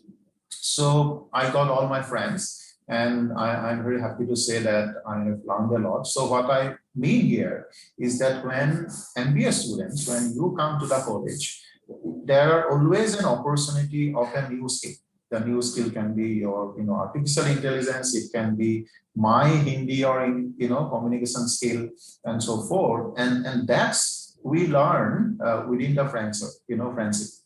And of course, we need to respect our relationship. But there is a very, thin line, what is friendship, right? Because sometimes it can take away maximum part of your life, right? And it may not be very productive. So one has to, balance what is right and what, need to be probably ignored, and then move forward. And of course, it is extremely, important. So for me, I still continue those friends, and we are, connected with WhatsApp and things like that. So I did BSc chemistry, and then finally I did MBA HR from a MBA college called ISBM Pune. Probably few of you know about it. And then of course, when you move from a chemistry to an MBA course, you will realize that there are no any organic or inorganic chemistry. You are directly in the balance sheet and profit and loss account and HR and marketing, and so forth. So of course, again, it was a big shift in terms of the course curriculum, in terms of the the profile of the friends and the professor and so forth. And I'm sure this is exactly for many of you as well, who is moving from a regular traditional graduation to a postgraduate like MBA. Now in this, what worked for me was my honesty and hard work and a lot of patience. So what happened is that during my time, my professor or director, his name is Dr. Pramod Kumar. He used to do consulting work, right? So what happened? I'm sure it happens in your college as well. So you organize management development program. You call as an MDP, and the corporate come to attend those training program. So here what happened is that you need 2 or 3 students to coordinate that particular MDP. And today, I see some of the students, you are hosting this. And I am telling you that you are, on the right job and you are developing your skill, and it is a great skill, and I will tell you why. So Dr. Pramod Kumar know that, I am from Assam, I'm simple, I'm honest, I'm hardworking. So he called me saying that, Pranav, can you help us? And I was very happy to go and address and work with him. And my job was to sit outside the boardroom where the training happens and tell to the participant, example, some manager or some people come, tell to those participants to, give a direction either to the restroom or where is the tea and coffee and all. So that was my job. In a simple way, it was a peon or it was a pantry job. Now the question is that you have come, to do MBA, you have invested time, you have the degree. The question is, do you do that job, right? Is it beyond your, professional, ambition? For me, answer is you must, because that's where we learn the basics, and you open up a window for the next step. Because when I'm building my house, you cannot directly go to the 5th floor. You have to have 1st floor, 2nd floor, 3rd floor. So we need to have a lot of patience and, do this job step by step. And finally, when I did that job, of course, Dr. Pramod Kumar liked me.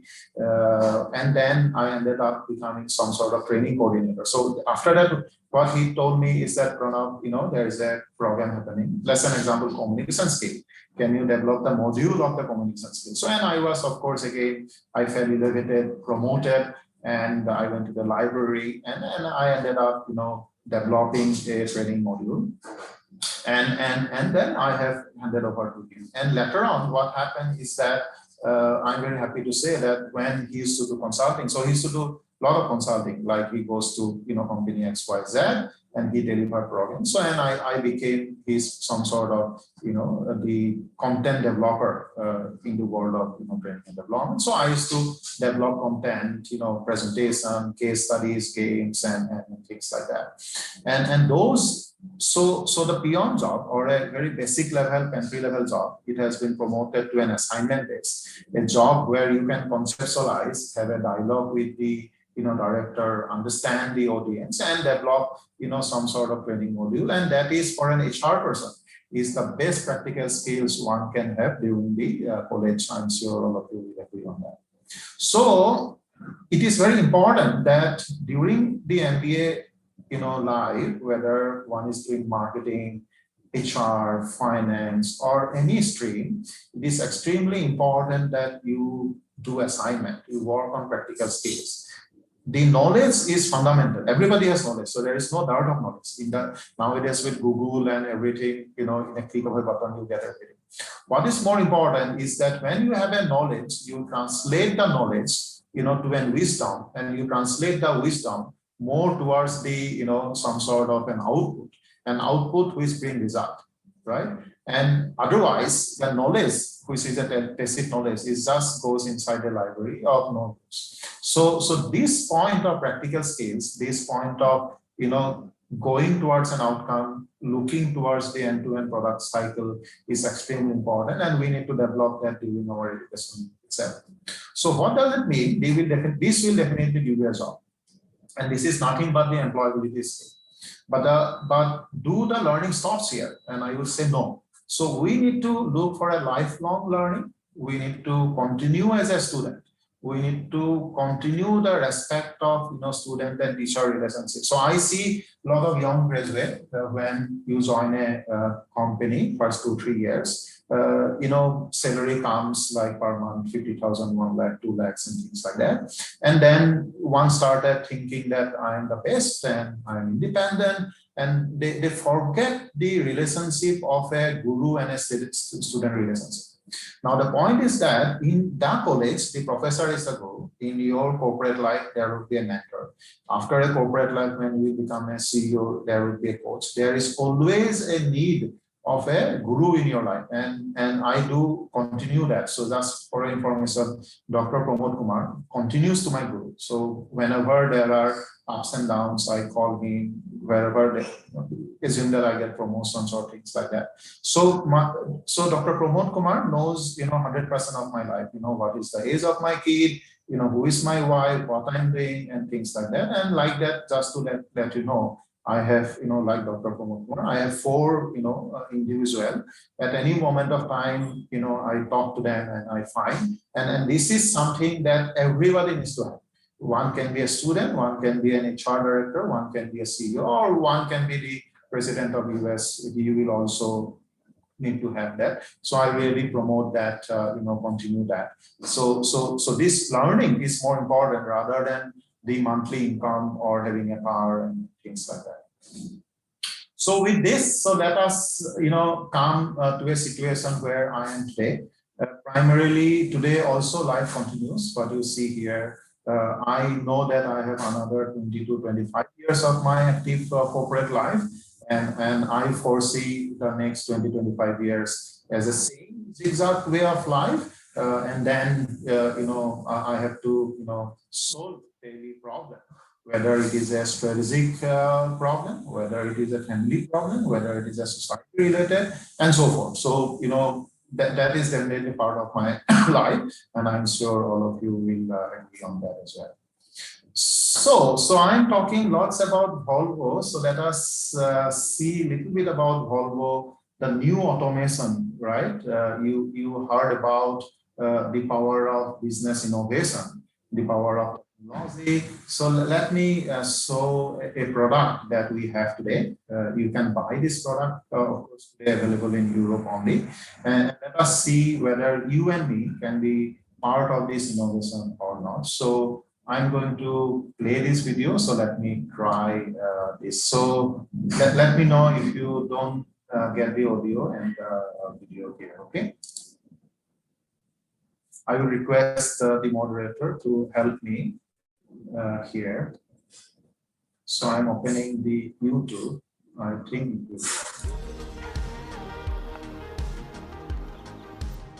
it's designed to be safe. It's quiet and totally predictable, down to the cost savings. Nothing similar to what you've seen from us before. In fact, it's impossible to drive.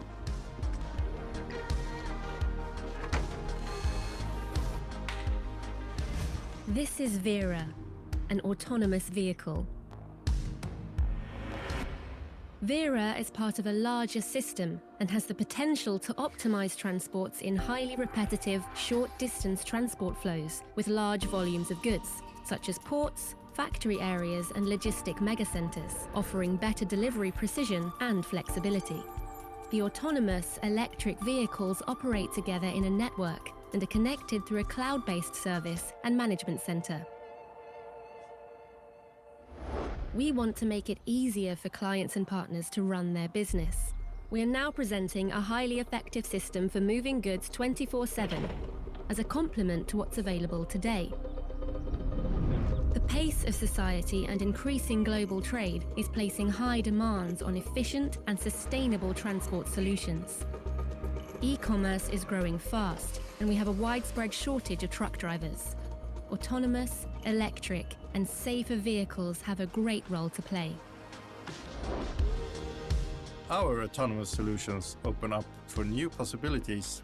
It's exciting to know that the full potential of the transport industry is yet to be seen.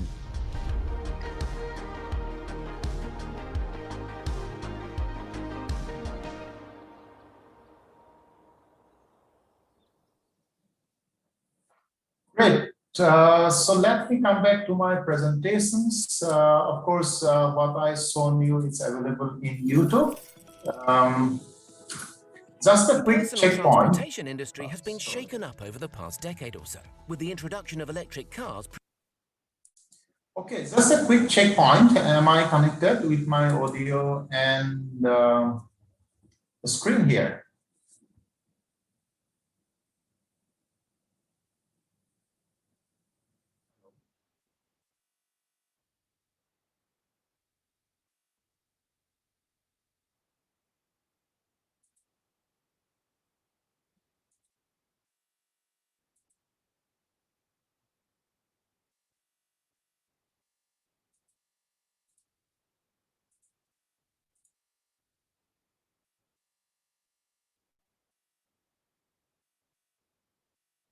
Hello.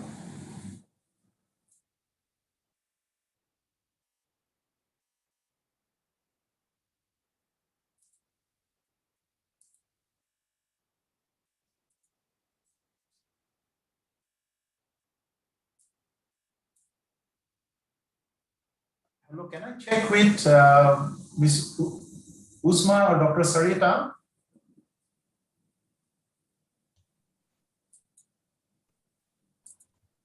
I guess the video is stuck. I can't see the.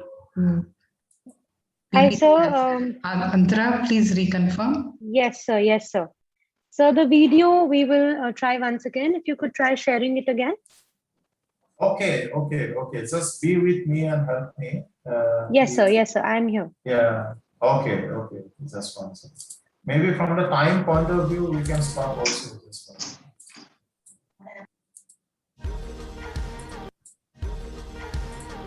One second. I will try to share my screen once again.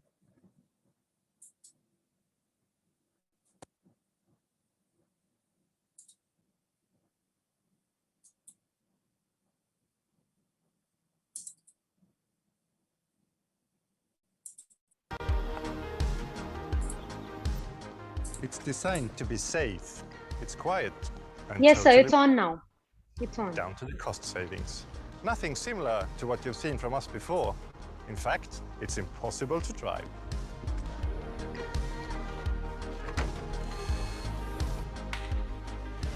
This is Vera, an autonomous vehicle. Vera is part of a larger system and has the potential to optimize transports in highly repetitive, short-distance transport flows with large volumes of goods, such as ports, factory areas and logistic megacenters, offering better delivery precision and flexibility. The autonomous electric vehicles operate together in a network and are connected through a cloud-based service and management center. We want to make it easier for clients and partners to run their business. We are now presenting a highly effective system for moving goods 24/7 as a complement to what's available today. The pace of society and increasing global trade is placing high demands on efficient and sustainable transport solutions. E-commerce is growing fast, and we have a widespread shortage of truck drivers. Autonomous, electric, and safer vehicles have a great role to play. Our autonomous solutions open up for new possibilities. It's exciting to know that the full potential of the transport industry is yet to be seen.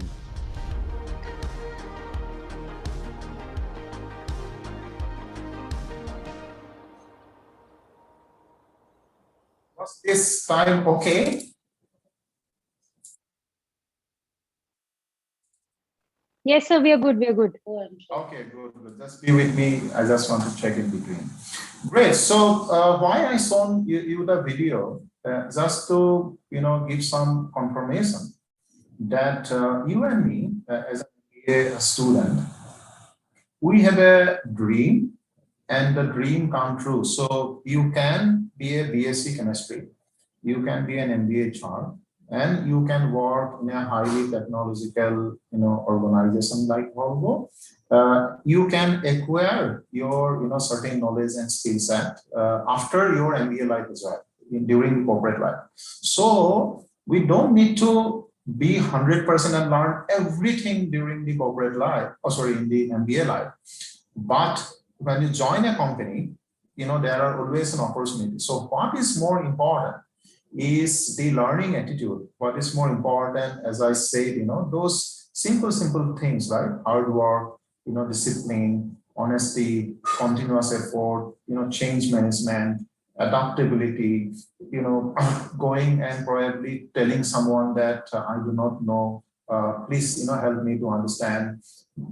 If my friends are probably laughing on me where I can talk English or Hindi, still go back to them, because you cannot, take a back step and so forth. So the point is that we need to move forward. And that's where the concept of unleashing our potential, your potential and my potential, come to the picture. So let me, share some of, a simple technique that is applicable for you and me as well. And so let me explain what is this. So what you see here as a power of young mind is that, there are certain core elements of life. And these are extremely important. And as a culmination, you can call this as a competence as well.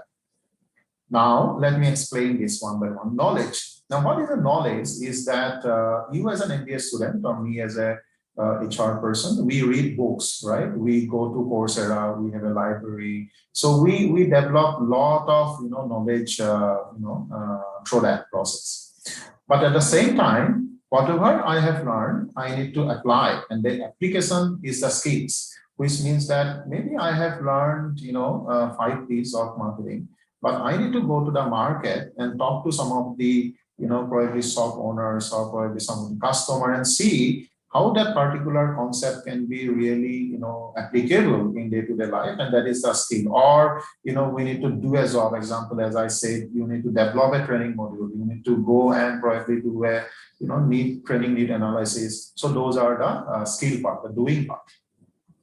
Then the question is the network. Now, why it is important that the individual excellence does not have space in this world? So we always, need to take the power of a team. We are part of a network. That network can be a 5-member team, that can be a 20-member team. Your network can be within your department. It can be cross-functional. Example, somebody is working on a, technology who is, probably developing our product, right? Working in R&D. He is a data scientist, or he is a, engineer working on a certain, product.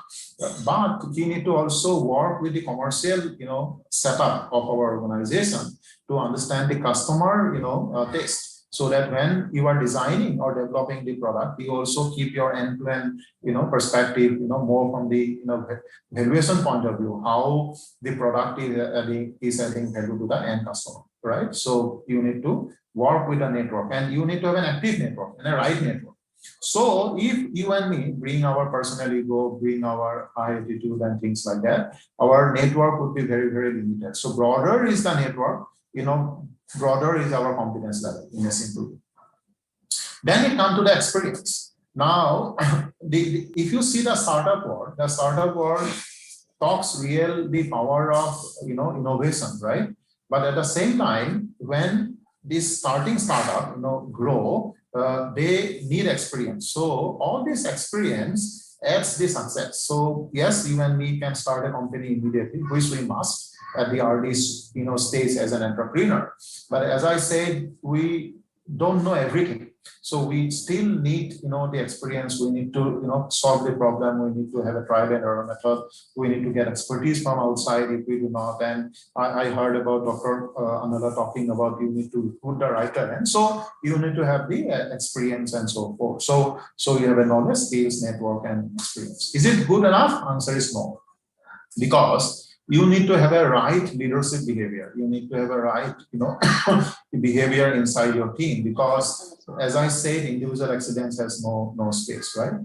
Then comes to the motivation. So today, during the toughest time of my life, am I self-motivated, right? Because sometimes, probably Netflix and too much of mobile, actually add more stress, right? So how can I distress myself? How do I find my own technique, to heal myself, to heal my mental well-being is my personal, discovery. And there, according to me, motivation starts from self. It is not that, somebody comes and motivates you. There are motivational guru, we need to listen to them.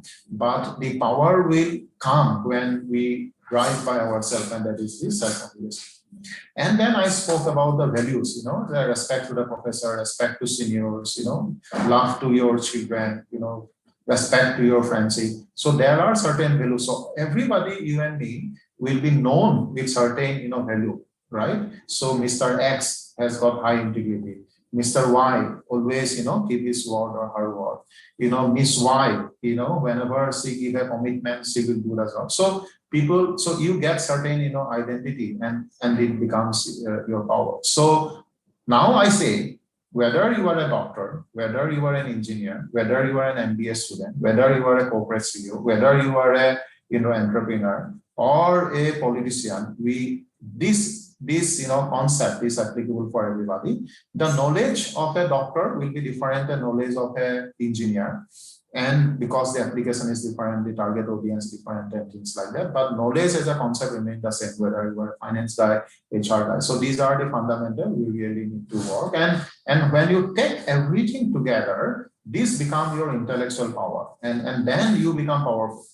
So the powerful is not about your designation, your title, your salary, your authority of decision-making process, your signature. Those are not power. Those power are time bound. You may have that power. Of course, a CEO has a power for 5 years, but you know that to sustain that power, it is not that easy as well. Or we are a doctor, right? So I have to continuously learn whatever I am practicing today. We carry. So just to let you know, my elder sister is a doctor. She is a gynecologist. Second sister is a engineer in ONGC, and we all need to learn, and we all need to work on daily basis. As I said, it is a continuous learning. So I'm so sorry. My apologies to interrupt you. Sir, the screen is still stuck. Could you please share it once again? Which one is stuck? Yes, sir, it is stuck. We can only, yes, now it is fine. You're not sharing the screen anymore. Okay, let me share it. I'm not sure. I'm so sorry why it's getting. Now it is okay? Yes, sir. Perfect, sir. Okay. Just help me if it gets stuck immediately, okay? Sure, sir. I'll do that. Thank you. Yeah. Okay, so this slide was up, and so let me move forward, and I'm really sorry for the technical glitch.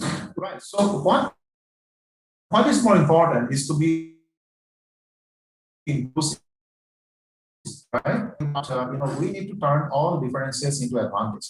So it is very easy to complain, easy to probably come to a situation to say that I don't like this and so forth. But at the same time, it is also important that you understand why the difference and move forward, and that's how we take our life ahead. Otherwise, we get stuck in one way or another way. Okay, so 5 disciplines of life, and I would say that these are my last few slides, and this is my personal slide, right? So what you see here, sleep well. And I'm very clear to say, I know the current MBA student, wake up at morning 9 o'clock, work very hard, go to the college, come back, of course, during pandemic. This is a little different now.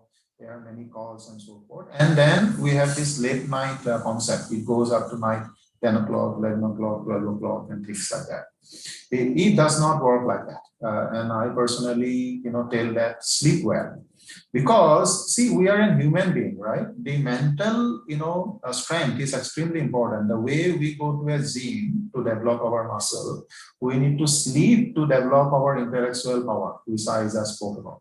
So, you really need to take care of your mental health, ensure that you have a very good, healthy sleeping pattern. And that is applicable for everybody, not necessarily only for MBA life. In corporate life also, just to let you know, I sleep by 9:30, 10. I wake up at morning 5:30 or 6 o'clock. And it's really helpful to manage the, the stress of my job, whatever I have. Second is the eat well, right? Because if we are not healthy physically, if we are not active, if we are not productive at work, either virtually or officially or in presence, we lose a productive time period. So a productive time period is very, very important. So it is very important that we have a morning walk or yoga or a little bit of exercise game, ensure that we are very good in the fitness. Third is the study. The study is not necessarily an MBA student. It is applicable for me also. So I can tell you one thing, that I'm developing a leadership program called Lean Leadership Program for a global community. Around 500 managers across the globe will go through this Lean Leadership Program. And to develop the Lean Leadership Program, I have read around 5 books in last 3 months. Books around Lean Leadership, books around Agile, books around Six Sigma and so forth. So I'm an HR person, but I have to read that. Otherwise, I will not be able to develop the Lean Leadership. Finally, I need to work. See, the productivity of a human being is 50 years, meaning that an individual, who join a job, it can be an agriculture job, it can be a, retail industry, it can be a factory job, it can be an HR job, it can be banking, telecom, technology. The boy or a girl start the work at around 22, 23. I mean the productive work. Of course, at the 17, 18 years also we work at home, but I'm saying more the professional part. And after that, we continue, and we can continue to work till 70 years, not 60 years, because the overall lifespan has gone up. So from one job we retire at the age of 50 or 60. Then I have a second innings, which means that you and me can really work for 50 years, which means that we need to have a long-term horizon. So today, if I'm not doing well, we should not get disturbed. And henceforth, the sleep, eat, and study come into the picture. And finally, we need to live our life. So sometimes, when we are very, very futuristic, we forget to have fun and enjoy the life. We need to live on daily basis. Why we need to live on daily basis? Because I spoke about the motivation in my previous slide. If you don't live your life, you will not have your self-motivation. So it's also important to take break, go for a movie, spend time, and have fun, have party and whatever we like. But of course, we have to follow this sleep, eat, study, and work pattern. So these are my, 5 disciplines of life. It is working for me, and I want to promote these as well. And these are very general. These are not, techno-savvy. It's not that I'm saying you develop your data literacy. I'm not saying that you need to be creative, innovative, and things like that. But what I'm saying is that if you have this, the other things like developing, new skill like data literacy, or you want to become more, expert in Python language, that will naturally come, right? With this 5 disciplines of life. Very good. So that's how I feel that you will become, the future of this world, because the future is with the new generation, right? So we build future for the new generation. Of course, my current generation or my parents, we want to live happily, but we always develop, the world thinking our kids, our Gen Y, all of you should have a bright future, and that's why I say future is of a young mind. And power to all of you. And I want to thank you all. So there is a short story. I will not probably tell the story now because of the time. I lost some time. Maybe we can take questions here. If there are no questions, I will end up with a very short story as well. Any questions to me? Yeah. Yes, sir. Thank you so much, sir. Thanks a lot for talking on such topics. You spoke about, how life and how everything evolved for you. Also, you spoke about automation, mental balance, and so many things, which I feel is very, very relevant because our generation or, the time that we are living in is very, very stressful. So, sir, my first question to you through the audience is that how can we achieve a better work-life balance with everything, with new technology, with a lot of new things coming into the picture? How can we achieve a better work-life balance? Yeah, sure. So nowadays, my personal view is that the war terminology, work-life balance, is distorted a little bit because of the fatigue what we have due to the pandemic and the extreme uses of virtual systems like our meeting schedules and things like that. Now, as I said, we are part of a complex situation. The entire world is disturbed. Of course, disturbance will be part of our life, and henceforth I spoke about the chaotic life. So number one, we need to have patience. You and me need to have patience, and applicable for me. For information, maybe my life has become more active, but at the same time, I can tell you that though I am working with you more by probably not wasting time in the traffic, there are many good advantages I am having because digitally I am able to work in a global setup in a much more broader way, which was not possible by traveling and so forth. So it has become very efficient for me as far as the virtual work is concerned. And on the other side, as I said, it is you and me who need to decide: do I sleep well? Do I eat well? Do I live my life? And that my boss, my parent in Assam will not tell me. It is our self-discipline which is needed, and that is completely in your hand and my hand. Of course, God will bless us, once we are honest. But definitely that work-life balance is in your hand and my hand. To sleep well, eat well, live well. And then once we manage our job in an efficient way, I'm sure our boss and surroundings will be very happy. And that's how we will end up getting a work-life balance. But in this situation, definitely we cannot leave the work because, at least for me, work is my monthly salary, and my monthly salary is my family. So I need to continue that. Thank you so much, sir. I think you've summed it up beautifully. So we have one more question from the audience, which is, which according to you, you spoke about so many circles.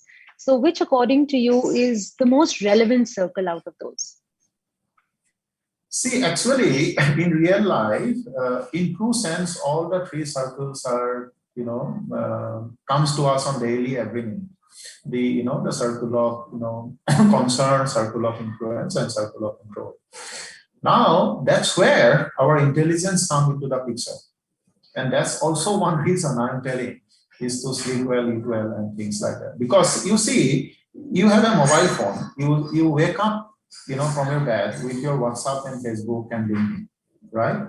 And you and me know that we are a product of a virtual ecosystem, right? People make money because of my uses in all this, social media and things like that. Now, at the same time, we are a part of digital world. We cannot avoid that, right? It is definitely, it's just like another weather and the traffic system. So it has to be there.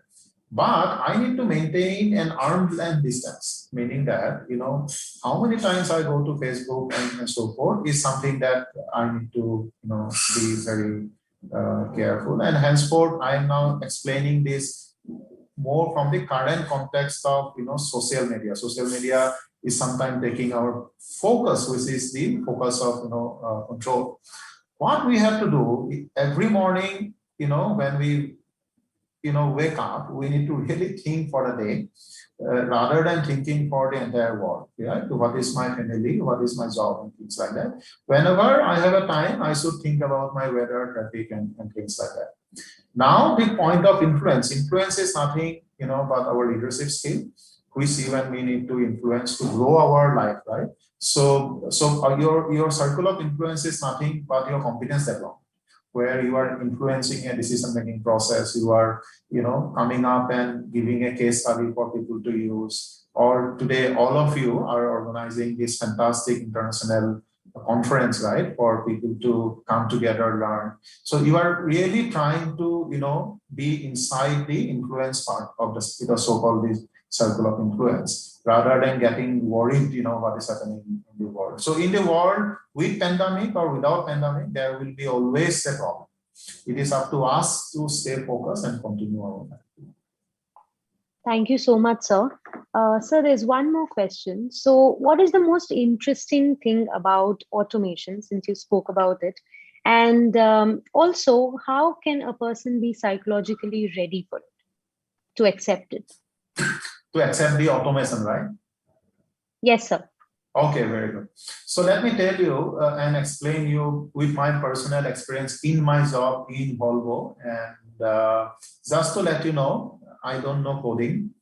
I am a BSc chemistry guy. I have done HR. I'm not a technical guy, but I can tell you that now I am following an agile methodology. I am a product owner within the Scrum Master concept. I am developing an app within my organization on idea generation and recognition. So what happened in my organization within Volvo, trucks operation, our people give idea, right?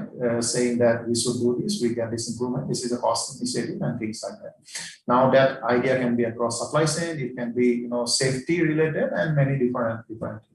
And of course, things are not fully automated. So I am now, along with the team, coming up with an app with the so-called automation. And we are using, many Office 365 tools. So today you can develop an app by yourself without knowing the code. So there is a concept of no coding, approach.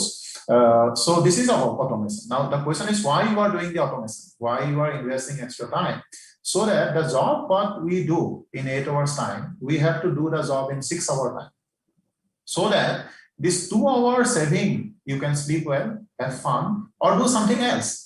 Rather than working in office up to 8 o'clock, go home at 6 o'clock, by doing this automation, right? Because the automation has to support the society, support the well-being of the family, to support your career. Automation is just not about the customer and the, valuation of a company and things like that. So you and me can definitely work on it, and this is what I'm doing, and you can also do it. For example, if you are doing projects, your summer internship projects, rather than going in Excel, Word, and things like that, there are many project management tools. You can just take one and do your project, and those project management tools already come with certain signs of design thinking and things like that. It makes your life simple.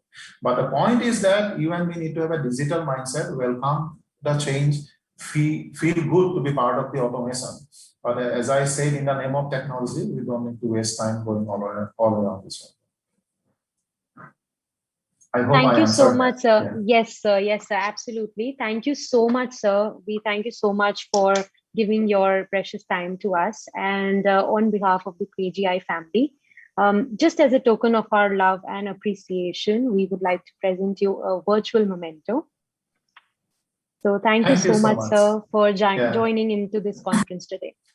Thank you. I'm really sorry for my technical glitch. Maybe my internet users today is not good. Data plan is probably not good. Ideally, it does not happen, but whatever has happened, I'm very sorry.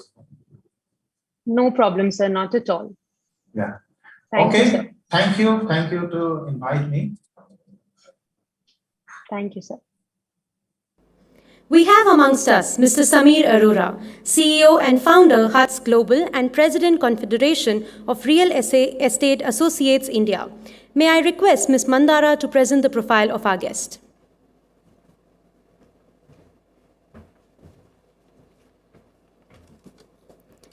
A very good afternoon.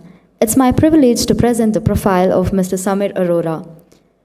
He is a President-elect at National Realtors India, President of Confederation of Real Estate Associates, the CEO and founder of HUD's Global Bangalore, Paul Harris Fellow at Rotary International.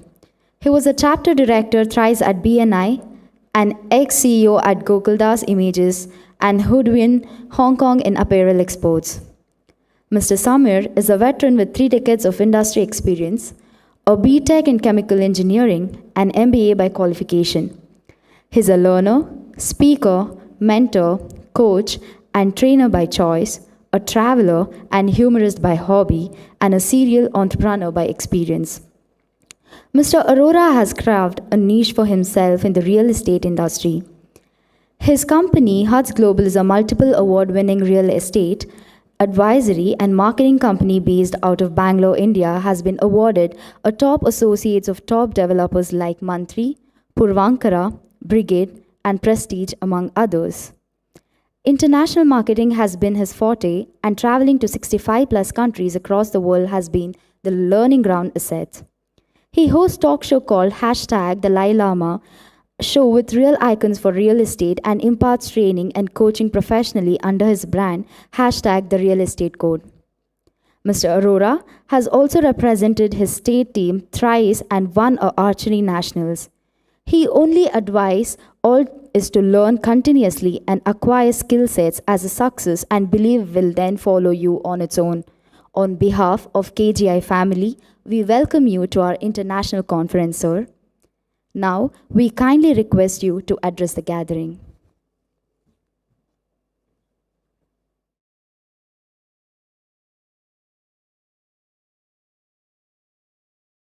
For the wonderful introduction. Thank you to Shri, KRUPACON and Dr. Sohita for having invited me over here. If I was Richard Branson, I would tell all the students who are watching this to wear your seat belts. I will try and take you to a different space, if not outer space. And I'm sure this would be a different subject for all of you. So let me do share screen and the presentation, and somebody needs to tell me if it's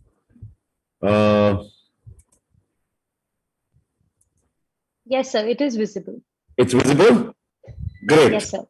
Okay, fantastic. So, you know, Pranab Mukherjee, our past president, former president, said, the young people of India will build a strong and powerful nation. A nation that is politically mature and economically stable. A nation which enjoys both high quality of life as well as justice. And I keep saying, we cannot always build the future for the youth. The youth are very capable of doing that for themselves. What we need to do is build the youth for the future. So first of all, huge congratulations to KRUPACON institutions and School of Management for doing an absolute wonderful job in that aspect, in terms of building the youth for the future. You know, I'm going to talk about real estate, which is my domain area. And I keep saying, stay home, stay safe is the most used terminology in the world. And home has never been advertised as much as it has been in the last 1.5 years through the pandemic in the history of mankind. And trust me, home is still the safest vaccine invented yet. So the importance of it is known to everybody. I keep saying real estate is an imperishable asset, ever increasing in value. You know, it is the most solid security that human ingenuity has devised. It is the basis for all security and about the only indestructible security. In the real estate business, you truly learn more about people, more about community issues, more about life, more about the impact of the government, and probably more than any other profession that I know of. And that's why they say the best investment on earth is earth. A decent enough intro has been given about me, but you know, you take an attitude to life.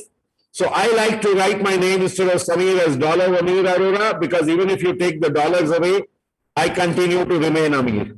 and all I'm trying to signify is a little bit of humor is extremely important to all of you in life.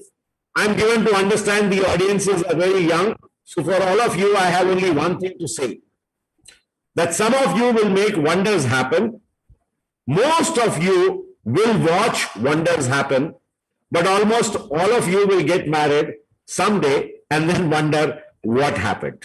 So that is why tie your life up to goals and not to people and things. So welcome to the India presentation on real estate. You know, we are the largest democracy in the world, especially for people, naysayers, and who don't understand the size of the real estate market in India. We are the second largest population at 135 billion today. We are the seventh largest country by size in the whole world, with a 1.26 million square miles. We have the maximum languages spoken in any country in the world. You know, 1,600 dialects and 22 languages which are recognized. We produce the maximum movies, more than 1,000 every year, which is the highest in the world. We are the second largest English-speaking population in the world. We have software exports to over 100 plus countries, and all of you are Silicon Valley based, Silicon Valley of India, Bangalore based. So absolutely fantastic. We also have the second largest army in the world, and yet India has never invaded any country in 10,000 years. This is one of my favorite slides that I do bring up at almost every presentation. What you see is obviously Mahatma Gandhi. When I ask people on stage, what are the first words that strike you when you see Mahatma Gandhi? The words are father of the nation, non-ahimsa, you know, all of those words that come in, that he built the nation, and the Dandi March and the freedom movement, everything. You know, in the US Congress, there is a very large portrait of Mahatma Gandhi with only one line written on top of it. A single man can make a difference. You have to start with the belief, each one of you, that each one of you can make a difference to your community, to the world, to the globe, to the work that you do, and to everything else. So that's quite an inspiration for me, and I thought I'd share it. Coming back to real estate, you know, a huge subject, but let me give you some macros. The real estate market size in India will be close to $1 trillion by 2030. Contribute to 13% of India's GDP from 2025 onwards. Just in 2022, under the Prime Minister Awas Yojana scheme, 20 million affordable houses will be built and delivered in India. The residential housing, commercial, retail, hospitality, and industrial warehousing are the hugely growing components of real estate. Let me also point out, real estate is already the second largest employer in the country. So the amount of opportunities that will open up in the next 5 to 10 years for the educated youth of India in real estate is astounding. Bangalore and Hyderabad continue to remain the fastest growing commercial hotspots thanks to the IT industry growth, but they are very closely followed by Mumbai, Delhi NCR, Pune, Chennai, and many tier 2 cities like Coimbatore, Baroda, Ahmedabad. A lot of them are growing. You know, we all know that Q1 and Q2 of 2020 saw real estate residential sales plummet due to the pandemic. A lot of people wrote off the industry, but the recovery and the bounce back in Q3 was exceptional, and the demand rose extremely sharply, initially for the ready-to-move in homes and subsequently for the plots and under-construction apartments. Q4 was fabulous for real estate, and many players experienced the best ever sales in their lifetime during this period. The same pandemic hit the US, and the last year or so, the markets there are absolutely booming. So the Q1 of 2022, unfortunately, we had a second wave, but the bounce back has already started. I'll skip a few of the details for you folks, but in essence, Ahmedabad and Mumbai have done extremely well on affordable segment. Bangalore, Mumbai and Pune have done great in the mid segment. Hyderabad and Bangalore continue to contribute the biggest to the high-end segment. And Ahmedabad and Hyderabad share a 75% in luxury segment, with Gurgaon following suit now. So the demand is getting fueled by stamp duty cuts across the states in India, the low interest rates from RBI, mortgage from the banks, government measures to allow construction, and importance of home value to the buyers. You might find all this boring, but it's very important to understand these are some of the unit sales that have happened. And if you read today's Times of India, most major players in Bangalore and Mumbai have already started increasing the prices, which was long overdue. So the real estate is beginning to, crisscross the threshold levels and go on to become one of the prime most industries in our country, and very organized. So the sales velocities little impacted, but growing now. Stock markets have done exceptionally well, and the large investing community sectors like IT, ITES have been doing very well, especially in Bangalore and Hyderabad. And that is why you see the least impact there on high fuel growth here.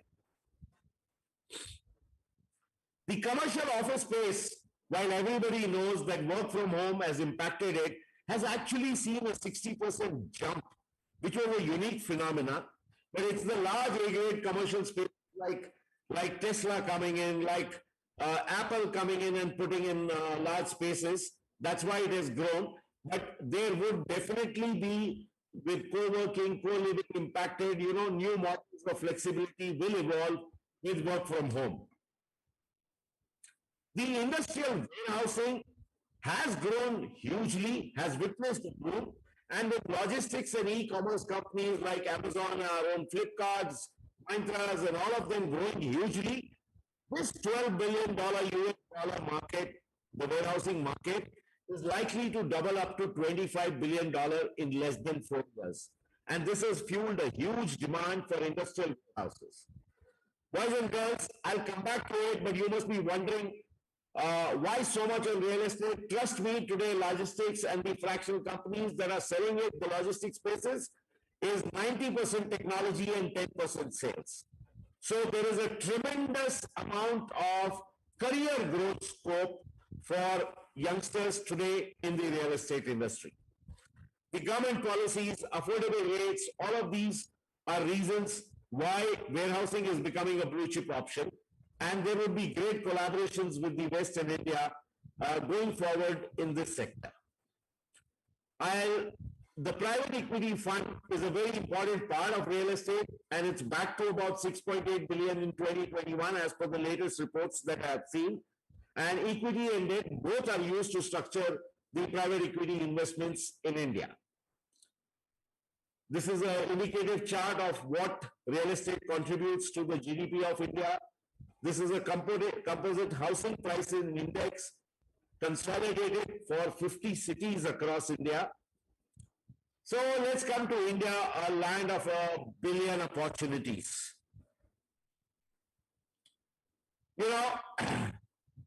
Youth, they say, is the future of the nation.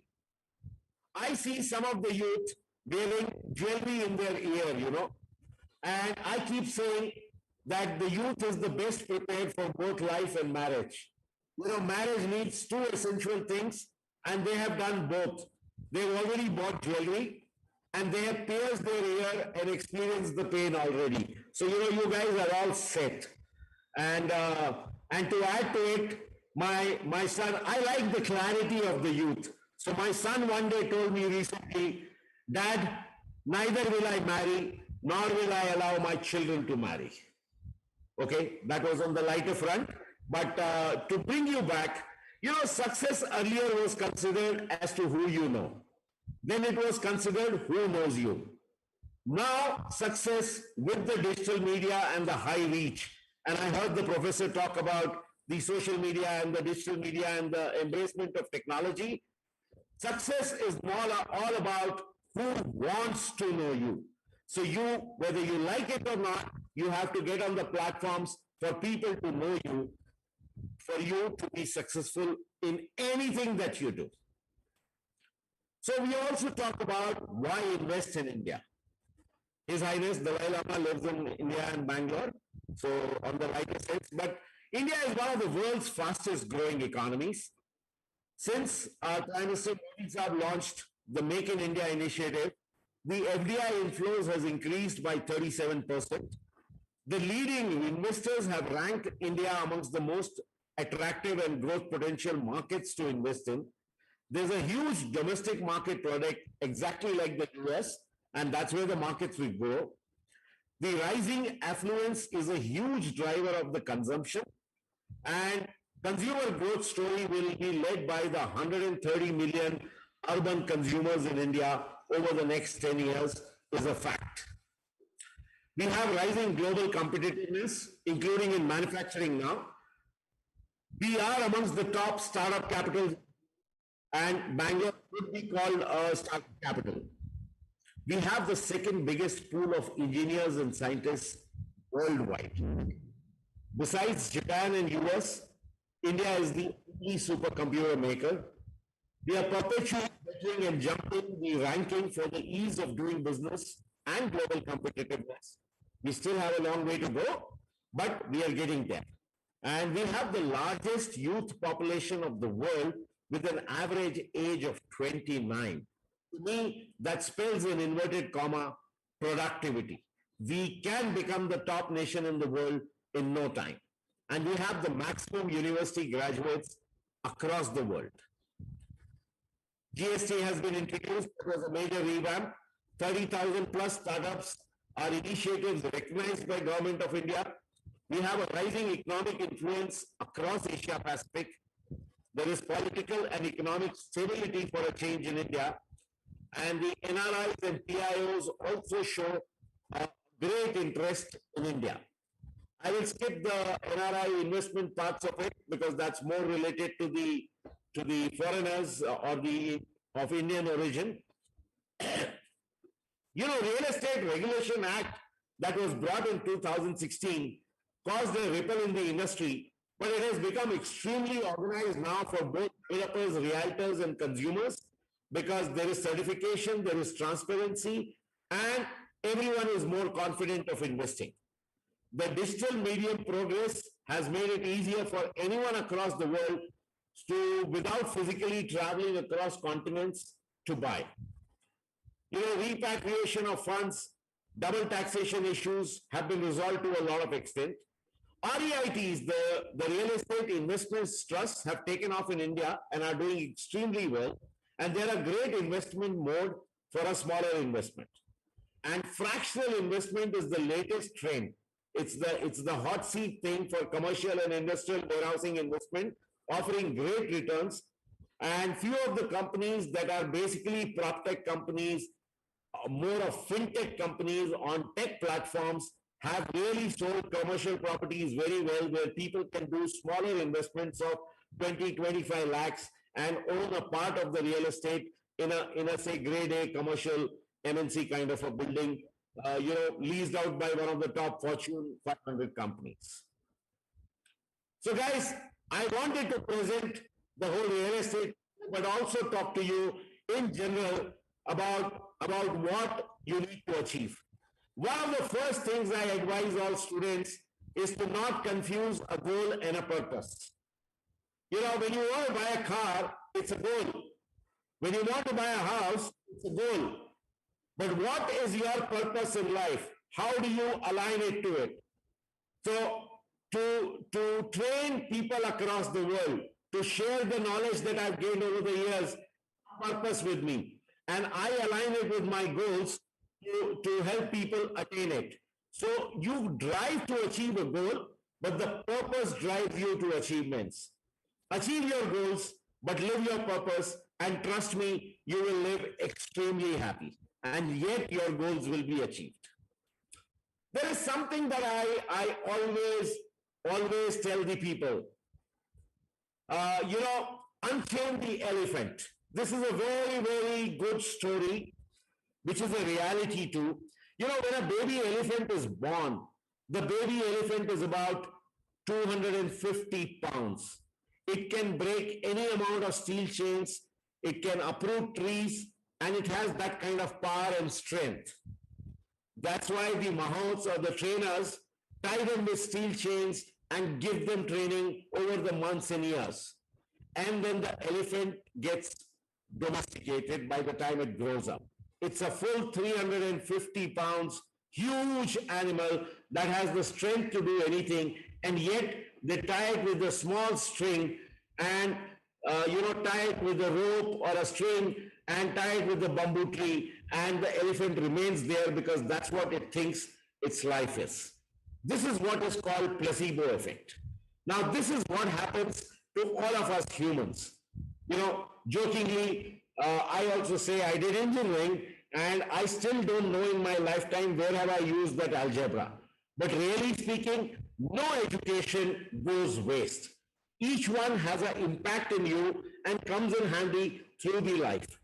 But what we are taught in India is to learn. What we are not taught is not how to unlearn and how to relearn. Technology keeps changing today at a pace that you can't keep pace with. Your apps keep changing. Everything that the way you work keeps changing. 5 years from now, we are probably talking only electrical cars. 10 years from now, we are probably talking of traveling by hyperloops. We are already talking of visiting space and coming back. Hence, there is a lot of unlearning and relearning required for you to continue the cycle and to grow. So what are career opportunities in real estate that people talk about?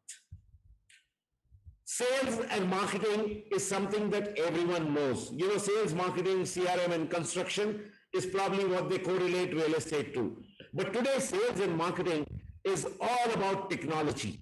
The print media has gone. The hoarding, banners, pamphlets, everything is gone. Today, technology is about social media, is about Google AdWords, is about multiple technological means of lead generations. And that's where there are huge opportunities via technology in real estate, both with developers and with marketing companies. Just for your information, there are 1.5 million realtors in India. And the association, National Association of Realtors that I head is now the largest association in the country, which is of all the associations combined. Same way for developers. Of course, you have multiple opportunities in manufacturing and associated architecture, design, civil engineering, all of it. You have digital and social media marketing, schools and management schools teaching that as a subject, and there is a huge demand in real estate for the sector. In fact, I would say when I started about 20 years back in real estate, the amount of women power in real estate was about 5 to 7%, and that has probably grown to about 25 to 30% over the last 15 years that I see today. And a lot of them are actually involved in the marketing side. Google Analytics, Google AdWords, as I already talked about. Advertisement is a key part of real estate, so there is a huge scope for everybody in there. Operations management of multiple kinds, finance, which is a subject with every industry, funding and FDI structuring. So finance and the commercial experts is a huge demand. In fact, in the West, there are advanced real estate courses in terms of funding and FDI, the foreign direct investment structuring, because that is going to change the face of the country, not just the industry, but the country over the next 10 years. We've already talked about construction. Labor contracting management is a huge part of it, and I've already told you, real estate already employs the second largest employer in the country and may go on to become the largest over the next 10 years. PR management. PR is actually a skill that you need for life survival now. So whether it's for your work or for life or for social media or for anything, PR is something that opens up huge opportunities. And obviously research and development in terms of modern construction materials, faster construction techniques, newer methods of marketing, newer methods of buyer reach, analytical tools. So the scope is sort of unlimited for all of you. You know, one of the things that I experience these days is a lot of kids want to go only to the Amazons and the Microsofts and the Googles because the IT industry is ever enhancing and ever pulling. But truly speaking, if you are people's people, if you love sales and marketing, there is nothing better to keep you excited throughout your lifetime. It will keep throwing challenges and keep giving you new opportunities. That's real estate industry. So boys and girls, life has no meaning. Each of us has meaning and we bring it to life. It is a waste to be asking the question when you yourself are the answer. It's a very, very, very deep quote, which to me defines the purpose of life. And I think defining your purpose and aligning to your goals, as I said in the beginning, is extremely important. Too serious? So thank you so much. But before I end, let me end with a joke. Just before we started this webinar, my wife was asking me, you talk so much about real estate, so why don't you define the economic state to me after the pandemic? How do you define economy in the country? And I said the simplest way that I can define economy post this lockdowns for everybody is that in the last year and a half, my hair has gone through a huge recession. My stomach has gone through a massive inflation, and the pandemic has driven my business to a depression. And I think that's the way I would define economy. But truly, truly, I believe that you youngsters, the youth that is graduating, passing out, attending such schools, gaining the knowledge and getting into the industries will be the drivers, not just for the companies, not just for the industry, but for the whole nation. So thank you so much for listening to me, and thank you so much for doing what you guys do. And thank you to Krupanidhi for giving me this opportunity. Flat 30 minutes, Dr. Sarita. So I guess I've kept my time. I'll stop the sharing. Thank you so much, sir. We really, really enjoyed and learned so much about real estate, especially the humor that you put into the style of telling us so many things. Thank you so much, sir. It was really very, very interesting. And we have a few questions from the audience side. Sure. So the first question is that when we talk about businesses, corporates, or sectors in the economy, we talk so much about IT, healthcare, FMCG. Why does real estate not get its due prominence? Very, very good question. It's actually surprising that you will be surprised to know that real estate, after being the second largest employer, after being set a target of $1 trillion by 2030, it still does not have the industry status in this country. Why has it been the poor cousin of some of the other industries? And, you know, respect is a perception. You know, let me tell you very honestly, this is a reality. I did engineering, I did management. I spent a lot of years in exports and international travel. And when I decided to put it on, I was inspired by the West, especially the US, on real estate, where even today, after the IT industry, it's considered to be the second most respected profession. And when I told my wife that I'm going to get into real estate, she was like, after all your studies and travel, this is what you're going to do, I'm going to divorce you. And I keep reminding her now, after some bit of success, that, you know, I kept my word, but you didn't, sweetheart, you're still here with me. So, but that's on the lighter sense. On the more serious note, the industry was not organized. Industry was not organized. The land bank, the little bit of mafias, the political connects, the Benami transactions, yes, there is a bad name that was brought to the industry. And I think the government cleanup started only a few years ago. The Real Estate Regulation Act that has come in really, really controls it for the consumers to a large extent. In India, any law we make, including a simple traffic light, we Indians by nature are such that if the cop is not standing there and there is no camera, we might jump the red light in the night. Okay? So we like to be policed, and that implementation of laws is taking a little bit. But I think it's only about perception and organization. The real fact of life is from Warren Buffett to anybody down, to the largest industrialist, to the biggest of the IT people you buy. You know, I sold a large villa to one of the biggest CEOs of IT companies in Bangalore, and I jokingly, you know, I said, you guys, you are a hardcore tech guys and, you know, knowledgeable guys, and I'm in a non-tech industry. He says, we work that hard to earn money to essentially be able to buy real estate that you guys sell, you know. So essentially, real estate is affluence of a wealth medium. And 90% of the millionaires across the world over the last century have become by real estate and not from businesses. That's an established fact. So eventually that recognition will come, and I'm proud to say that in the last 12 to 15 years, there's a massive transition in the industry that's happening. Thank you so much, sir. It was indeed enlightening to, hear such facts and realize how ultimately everything is linked. So we have one more question, sir.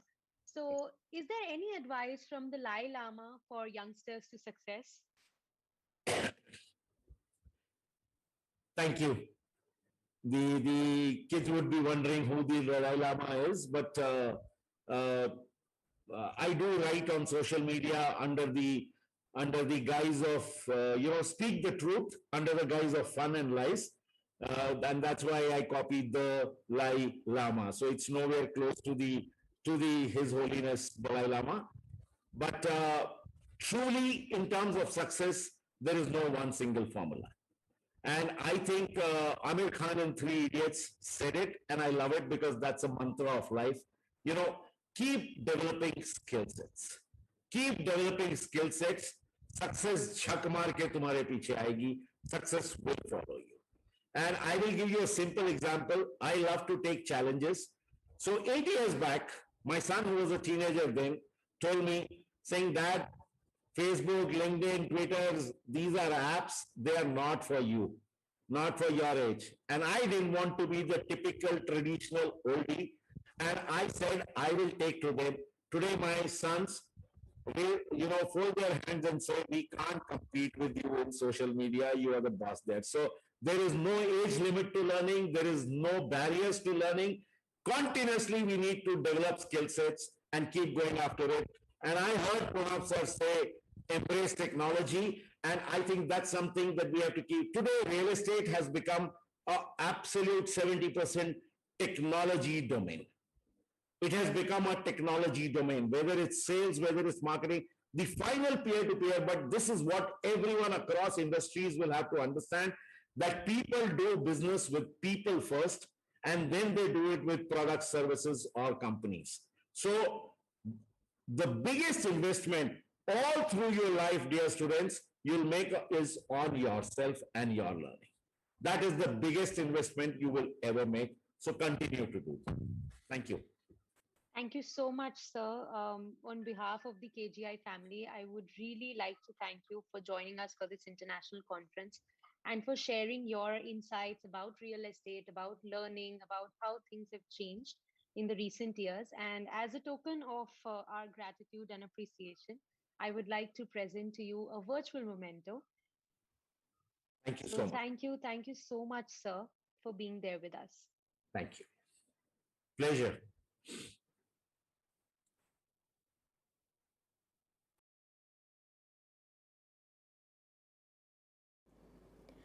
The theme of our conference has pervaded all aspects of our life, and hence we have modified the structure of how a conference proceeds. The keynote address is not in the beginning but at the end of an informative session, keeping in mind that our guests are speaking live from different parts of the world. Our guest, Professor James Jordan, will be joining us from Pittsburgh. I now request Ms. Mandara to present the profile of our guest, Professor James Jordan.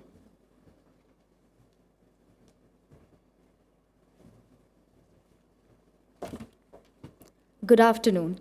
It is my privilege to present the profile of Professor James Jordan. He is a senior executive with more than 25 years of experience in global Fortune 25 entrepreneurial startup and venture investment organization in life science, health, in IT, and healthcare. Professor James Jordan is fondly called Jim, is a president and CEO of Strategic Incorporate, which enables both Fortune 500 and startup companies to develop their go-to-go market, commercialization, and business strategy. He is also a Distinguished Service Professor of Healthcare and Biotechnology at Carnegie Mellon University, Heinz College, where he has published numerous articles and books on innovation, startups, intellectual property, and health systems. Professor Jim is an active industry expert in healthcare and life science with a lifelong passion for learning.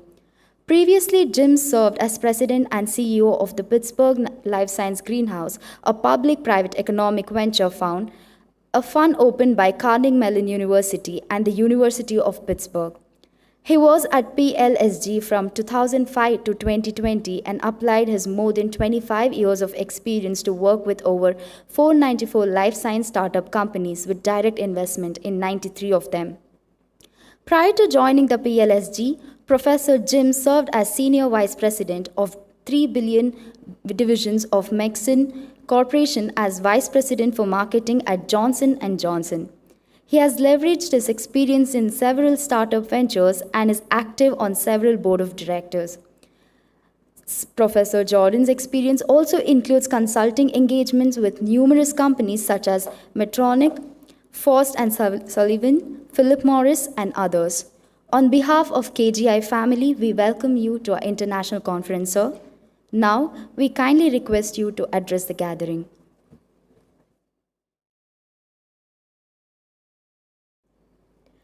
The theme of our conference has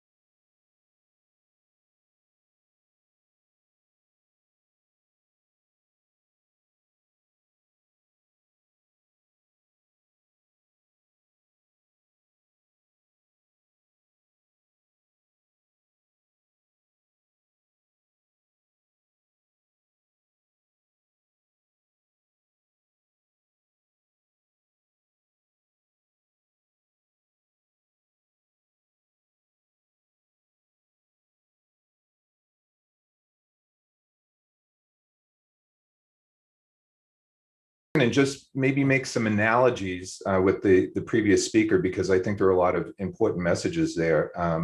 I think one of the components of the message that you was hearing is starting to talk about you all understanding the global economics of population.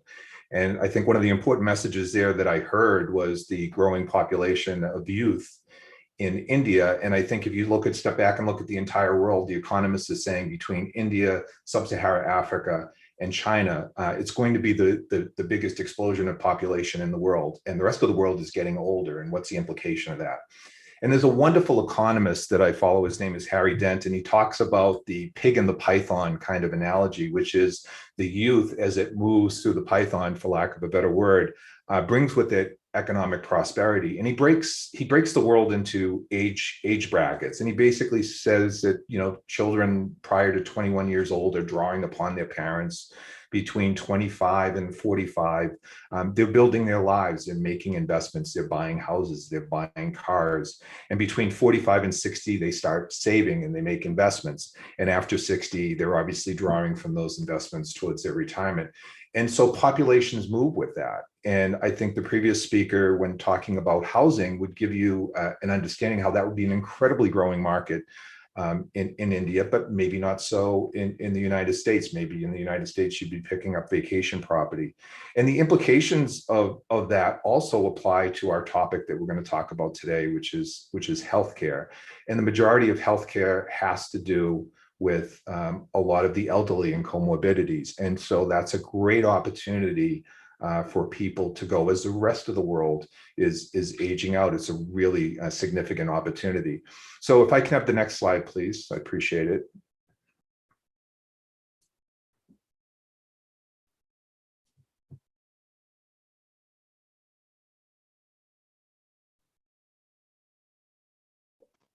Sir, we are unable to hear you. Can you hear me now? Yes, sir. Yes, sir. We can hear you now. Thank you very much. So the theme of this conference was about sort of re-engagement and reinvention. And our aim is to provide new ideas regarding the transformation taking place across the sectors. And our discussion is to really discuss the status and the steps of technology that are being used to transform healthcare. And I would encourage you to think about the way that we'll talk about this, that many of these components apply in many different places. Next slide, please.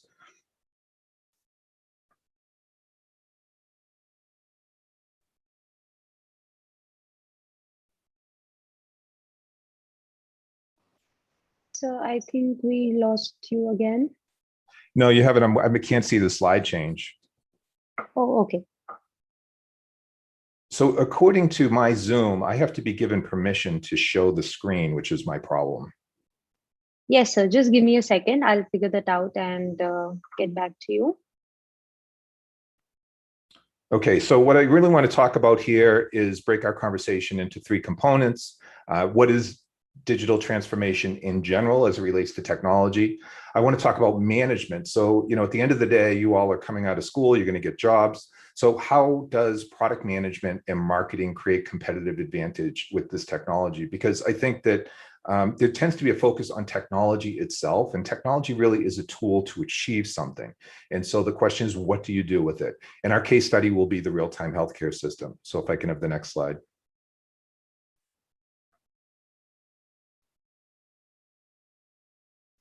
So we can go to next slide.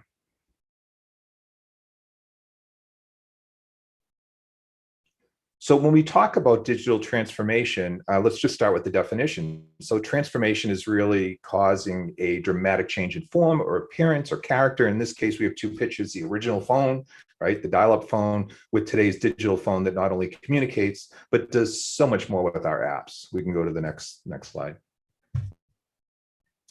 So what are the benefits of digital transformation is it really, this picture tells a lot. You see a digital handshake, and what that handshake is doing, assuming the company is the real hand there, that handshake is intimacy between the customer and the company. And in that intimacy, there's a bunch of information that we're trying to bring in. So what we're trying to do is we're trying to use all this technology to acquire new insights and being able to take this information and be able to create new market specifications, understand if our processes are meeting our expectations. One thing as marketeers is our obligation is not only to have a product that people want to buy, we also need to make sure that our processes are consistently representing the experience that we want our customer to have. And if we have drift, then our customer is not getting the specifications that they want. We also want to have predictive capabilities. How is the world changing? How do we know customers are moving towards a satisfaction and dissatisfaction that might be greater than, say, the time it takes for our revenue to change?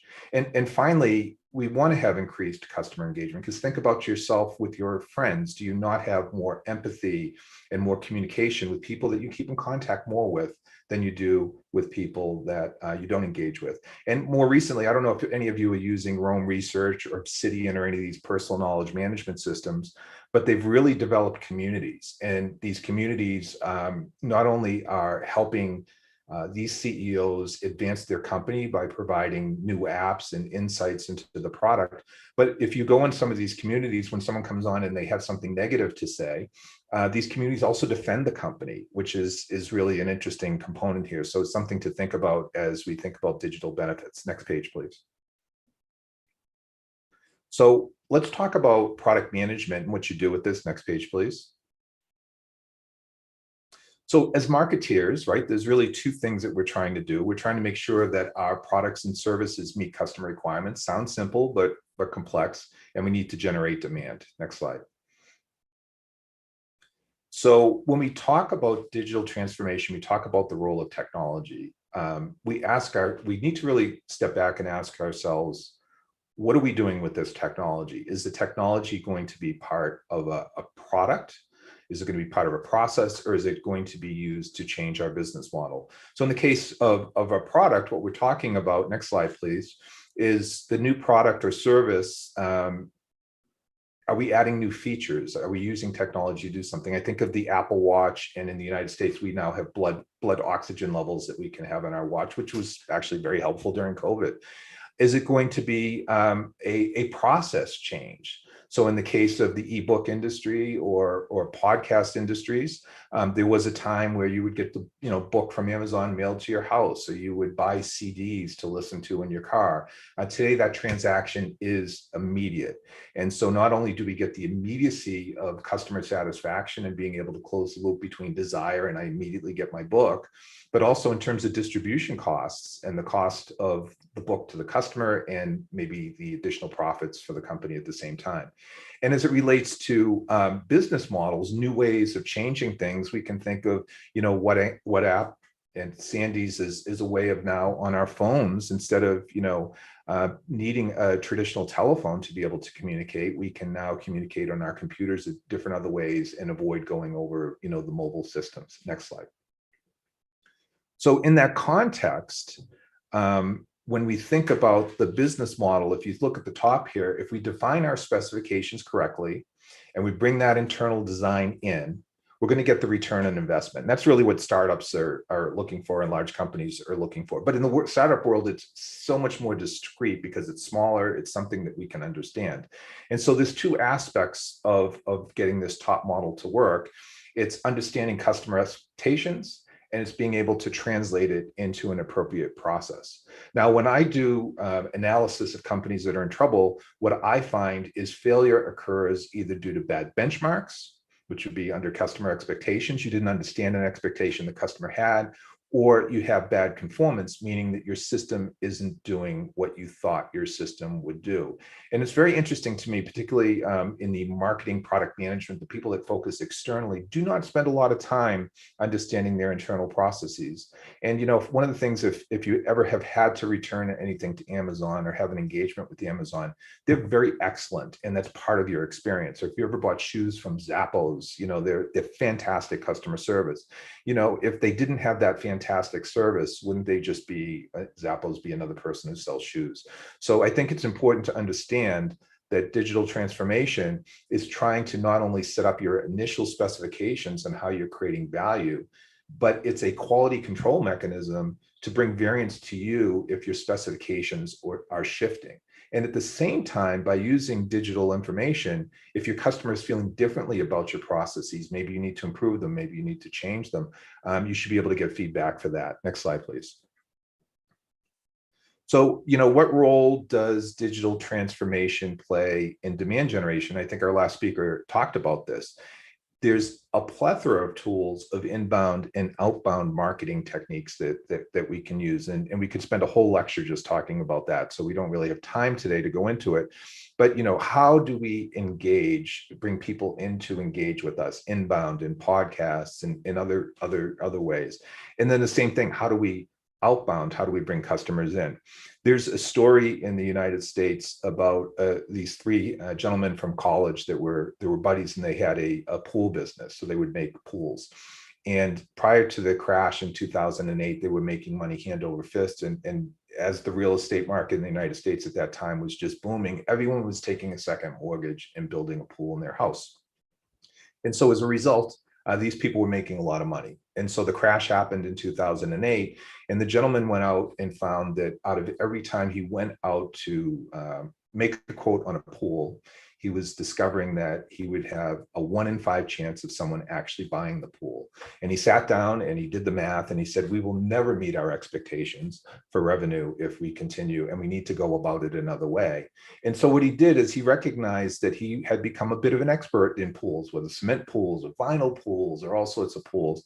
And what he did is he built this amazing blog, and he started telling these video stories. And what he was doing, he didn't know it at the time because it was a little early in the marketing world, but he was creating an inbound marketing strategy.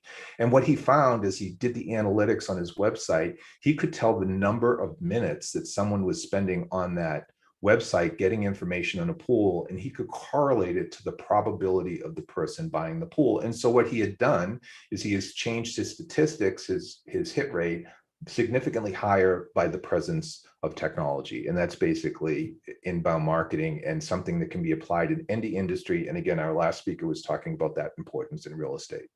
Next slide, please. Now, let's talk about a real-time case study here. Next slide. So in the United States, there's been this vision of a real-time healthcare system. And I think COVID has really sort of exemplified the gap between public health and the talking of the healthcare system. I'm sure it's very similar in India. And so I want to talk about, what is a real-time healthcare system? What are its challenges, its benefits, its goals, and then its current status. Next slide, please. So, COVID has emphasized the importance of having flexible structures. And, what we have here, and I'll go across the top, scientists had limited knowledge of the disease, and impact was we need to have a worldwide collaboration on this problem, and the vaccine developments were the corrective action there. On the second row, the healthcare system failed to anticipate the surges. And a relevant portion of early death was simply a lack of preparedness, where pockets where people had more of the disease. They had come up the curve with how to treat it, but that communication didn't go out as it should be. And so the government and public health coordination, needed to become better in predicting things, and protocols needed to be shared. But at the end of the day, the health system structures really proved to be inflexible and lacked real-time knowledge. So if you think of a system, it simply could be any system has its inputs, its process, and its outputs. And in the case of a healthcare system, besides the products that come in to satisfy the patient, an input is the patient itself, and not anticipating the volume really is a challenge because you can't change your process. And so there has been a significant time lag in healthcare system capacity changes and their ability to, say, move people from open surgery and move those resources down to, say, into the emergency room. And so the real-time patient population intelligence is something the country has really started to talk about that we need to move forward with, and having flexible health system structure and workflows is absolutely critical. Next slide, please. So what is a real-time health system? It's designed to optimize workflows have instant access to all the relevant information about patients. And its main goal is to try to anticipate and greatly enhance care delivery. And what you're really looking to do is create this patient-centric environment, because you have these diseases that are moving and morphing in any environment. Now, we had COVID that sort of perturbed the system and created the pain that availed this. But at the end of the day, diabetes, heart disease, all these diseases, the volumes are moving quite frequently, and it's a never-ending journey of continuous improvement. And so the lack of having this intelligence and flexible structures became a problem. And so that is the goal of what a real-time healthcare system would do. Next slide, please.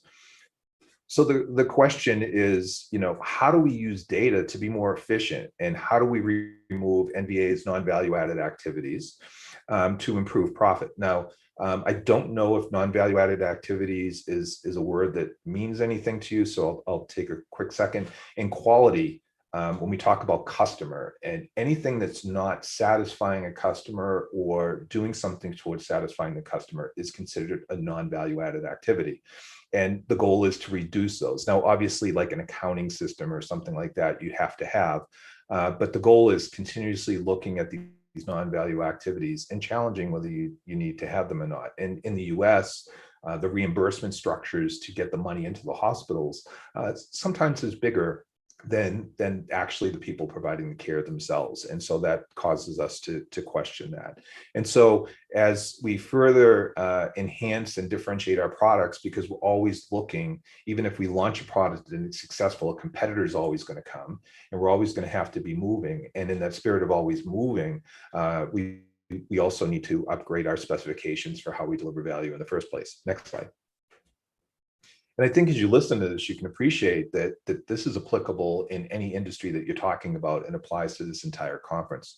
So the challenges of real-time healthcare system is, in the United States, basically in the old days, the doctors came to your home, and hospitals existed as a place where families couldn't take care of their loved one anymore, and they needed help. And so they got sent. So the system was very much designed around the physician from the beginning of this country's history. And the health system, therefore, is this amalgamation of players with each having their own incentives. And you can see here how the health system is played out. And we'll talk about the players next, if I can have the next slide.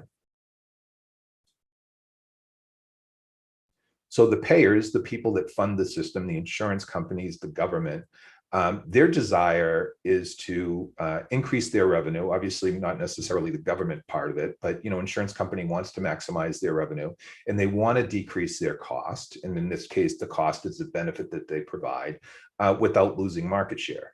Now, if you go back 20 years ago in this country, this was very problematic. With healthcare reform in 2010, the government said that the insurance companies can't keep more than 20% of the dollars that they get. But prior to that, they could keep more. And so decreasing benefits was a bit of a challenge. And there were no quality measurements, which we have today. And so that's the motivations of the payers. If I can have the next slide. Next slide, please.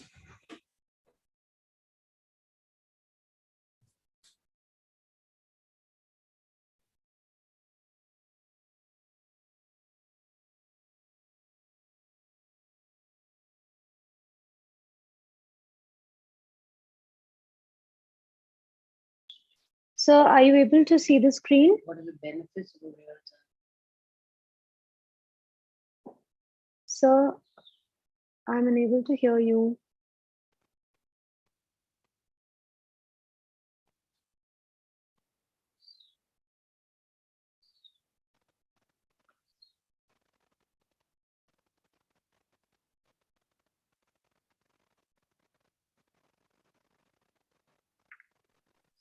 Can you hear me? I apologize. It looks like Yes, sir. Yes, sir. Is this the slide you're talking about, sir? No, please go back. Okay, this one? Back one more. All right. Right there. Thank you. Can everyone hear me? Sir. My apologies. Yes, sir. So we talked about the payers. The next component are the suppliers, right? The people that supply the industry with products. And so their goal is revenue and margins, right? And they have limited evidence of outcomes because historically they've said, does our product work in the operating room? They hadn't thought of the context. Does our product help in outcomes in this patient's journey, say with cancer or with health issues? Next slide. And then we have the providers themselves, and providers are reimbursed for acute care, which means event care, but not chronic care, ongoing care, because they're not involved in that. There's other parts of the system that are involved in that. And next slide, please. So again, the point here is an amalgamation. And so what could a real-time healthcare system do for us? It creates this feedback loop, right? It allows us to have situational awareness. It allows us to understand what's going on through the use of data analytics or maybe artificial intelligence, machine learning. We might be able to project and anticipate, make decisions faster and better decisions. And so it allows for the creation of models to think ahead. Next slide. So to what end or vision should digitization serve? And I think, our last speaker talked about the difference between purpose and goals. And I think that that was an important conversation, one for the student, because, there's some at Carnegie Mellon University, we deal with some very intelligent students, and I'll frequently sit down and talk about what's your purpose. And they're very goal-oriented. They hadn't thought about their purpose. Well, same thing in any business system. What's your vision? What should you serve? And in the case of healthcare, what we're trying to serve is outcomes, which is really the ability to have access, to have quality and cost. So we want to have the most prevention, the most literacy. We want to have interoperability so the system talks to each other. We want to have a very significant reduction in errors and waste. We want to measure a lot of things to understand its importance. And we want to make sure that absolute cost is its lowest. And when I say absolute cost, that talks to this thing about understanding the cost in the system as a whole. So in 2010, the US government passed legislation to help promote this improvement. And we've been on that journey for the past decade. Next slide, please. Again, we can keep going. Next slide. And next slide. Next slide. Okay, so the question is there evidence of improvement in the United States? Now, obviously, I did this before COVID, and I can imagine that COVID data would be kind of making this crazy. But what I tried to understand is gross domestic product is a way that we measure the economic value of our economies. How do we compare India to the US, to China, to Russia? How do we do that? And national healthcare expenditure is a percent of that economy that is committed to gross domestic product growth. Now, there's a really interesting argument that, if you look at gross domestic product, that one of the things we want to do is we want to maximize investment versus consumption. And the reason we want to do that is we invest in startups, for example. So I put in $1.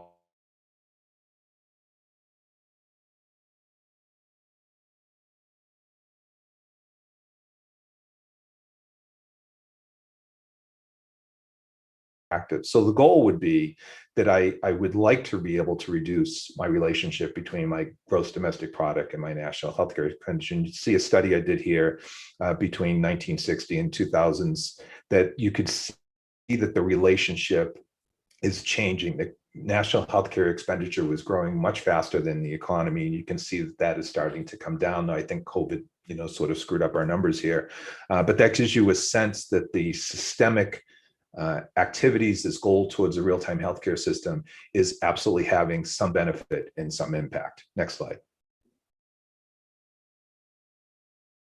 So let's discuss the next steps, next slide, towards the status and talk about it. So the first step is digitizing the patient's journey. Now, I'm not going to go through this entire grid, but here's its applicability to all of you for any market that interests you.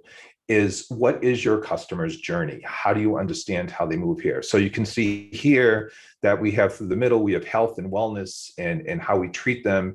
And the long-term goal is monitoring a healthy patient. And you can see that there's other forces that are coming in here. We've got, digital information that's available to us that needs to bring in the system. And I constantly say to myself, I have my Apple Watch here, and I've got my blood aux in there. I've got my ECG for how my heartbeat's going. I've got my heart rate. And yet I go to my doctor's office. He can't take this information yet. It's completely available. It's ridiculous that he can't get it. And he would be more informed if he can do it. And yet we have pockets of excellence. My father's 86 and he's got a pacemaker. And every night when he goes to bed, there's a Bluetooth that is gathering information next to his bed that goes to his doctor, and his doctor is monitoring his heart every day. So we have, places where it's ridiculous that we're not using it, and then we have examples like my father where it's working quite well. Next slide. So what we're trying to do in the United States is the first step about a decade ago in the green here was just sort of capturing the electronic patient record and standardizing it. Now, I don't know how many healthcare students or people are interested in healthcare, but in the World Health Organization has a group that creates the measurement standards for the world for mortality and morbidity. And it's called the International Classification of Disease. And it's a delegation, United Nations has applied this to the World Health Organization to be the management for doing this, and they coordinate the structure throughout the entire world. So how do we know that there's so many pneumonias in India versus the US versus Nigeria? And the reason is that these standards have been created. And so eminently, there's ICD-11 coming out that's working on a digitization structure so that there's a common language to move towards digitization. And so that is a significant worldwide effort that's going on right now. Next slide, please. So step two then is once we understand the patient's journey and once we surround that journey with technology, the next question is how do I utilize adjunctive technologies so patients can self-manage themselves? It is interesting that 80% is estimated of the costs in the healthcare system is due to illiteracy in patients, meaning not understanding or maybe caring. If I smoke, I'm going to have lung disease, that if I have too much sugar, I'm going to have diabetes, these kinds of things. And so, one of the goals is to be able to increase that. And people call that digital vaccines, if that's a word. So, one of the things we can do is have patients can start learning about how to engage with themselves and how to engage with providers is the second step. Next slide, please. Then we talk about the, I'm sorry, one more slide. We talk, yeah, and this seems like there's some doubles in here. Why don't we, up one more. Right there, perfect, thank you. Then the step three is how do we inform and ensure workflow compliance? So mobility apps can create timely access to information, to workflows. So one of the things that's very interesting, there's a study I was involved with, is just by sending a text reminder to someone that says, you have an appointment tomorrow, that the amount of, or even an hour before their appointment, you have an hour appointment in 1 hour, the number of people that are not showing up has decreased dramatically. Or getting an email that says it's time for your annual physical, or in the case of my father where they're recording his information, my father's name is Jim. Jim, we've noticed this transition that's happening in your data. We'd like you to come in and make an appointment. So these mobile apps are completely helpful in really determining, one, if a physician visit is needed, and then how to engage in the most efficient way. Next slide. Finally, we have the cloud, right? And so one of the challenges prior to the cloud was hospitals saying, it's going to cost too much for us to change this infrastructure, that we have all this information here. It's too hard to change everything. We don't have the infrastructure in place. And in this case, the cloud enables really rapid and effective deployment. And as importantly, because one of the things that you can see sort of the conflict between the supplier and the provider, my goal at Johnson & Johnson was to give you something that would make you stay with me, right? That I would put a switching cost, so it would be hard for you to convert to another vendor. But one of the things that the cloud does with APIs is it allows for integration into legacy and make changes. I mean, how many of us maybe change in the past few years have gone maybe from Evernote to Notion, or have gone from WhatsApp to another app very, very easily and made a change. In the past, those barriers would be high. And so when the barriers are high to changing, you don't get as much innovation, you don't get as much competitiveness. And so because of that, there's two things that happen. One, more people can come in the system. And then for the people that are already in the system, they have to keep evolving, right? Why do iPhones every year make some changes? Because they keep evolving to be able to compete. Next slide, please. And finally, we have analytics, and our analytics, you can think of business intelligence, you can think of data analytics and data science as a long journey, and it's a much bigger topic than we can talk about today. But for this, let's just call that data analytics. Connecting existing technology allows us to start moving towards predictability, to answer business questions and discovery questions and relationship questions. So one example that I would give is we have a company that has a genetic test that can be applied to pancreatitis. And as we all know, pancreatic cancer is quite deadly. And there's a genetic profile in a certain group of patients that speaks to the ability of this subtle disease to move into pancreatitis. And so what we do is we have a system where we have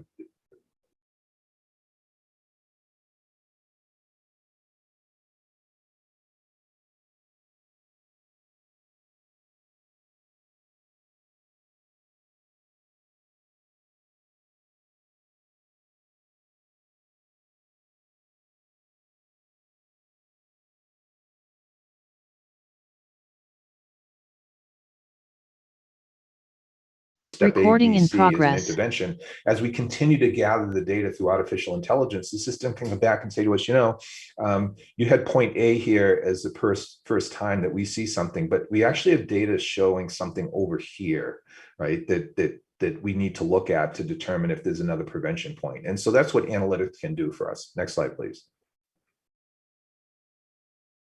So finally, the goal here is the healthcare system, as I said, was taking up and growing to be more and more of the economy.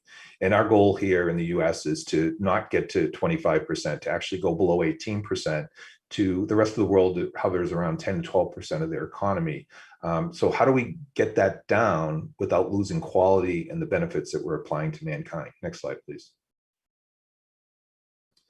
So the real-time healthcare system also needs to connect to the rest of the economy to pull that benefit in. Next, please. And what I talk to connecting to the rest of the economy, again, it's sort of like this is out in the commercial world. Why can't I use this data? Next slide, please.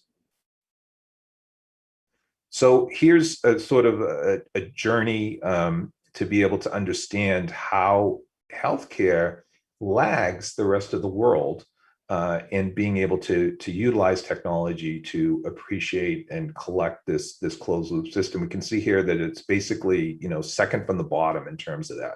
Now, what's interesting to me, if we can go to the next slide, is there's this discussion that, well, because healthcare has to be very cautious, right?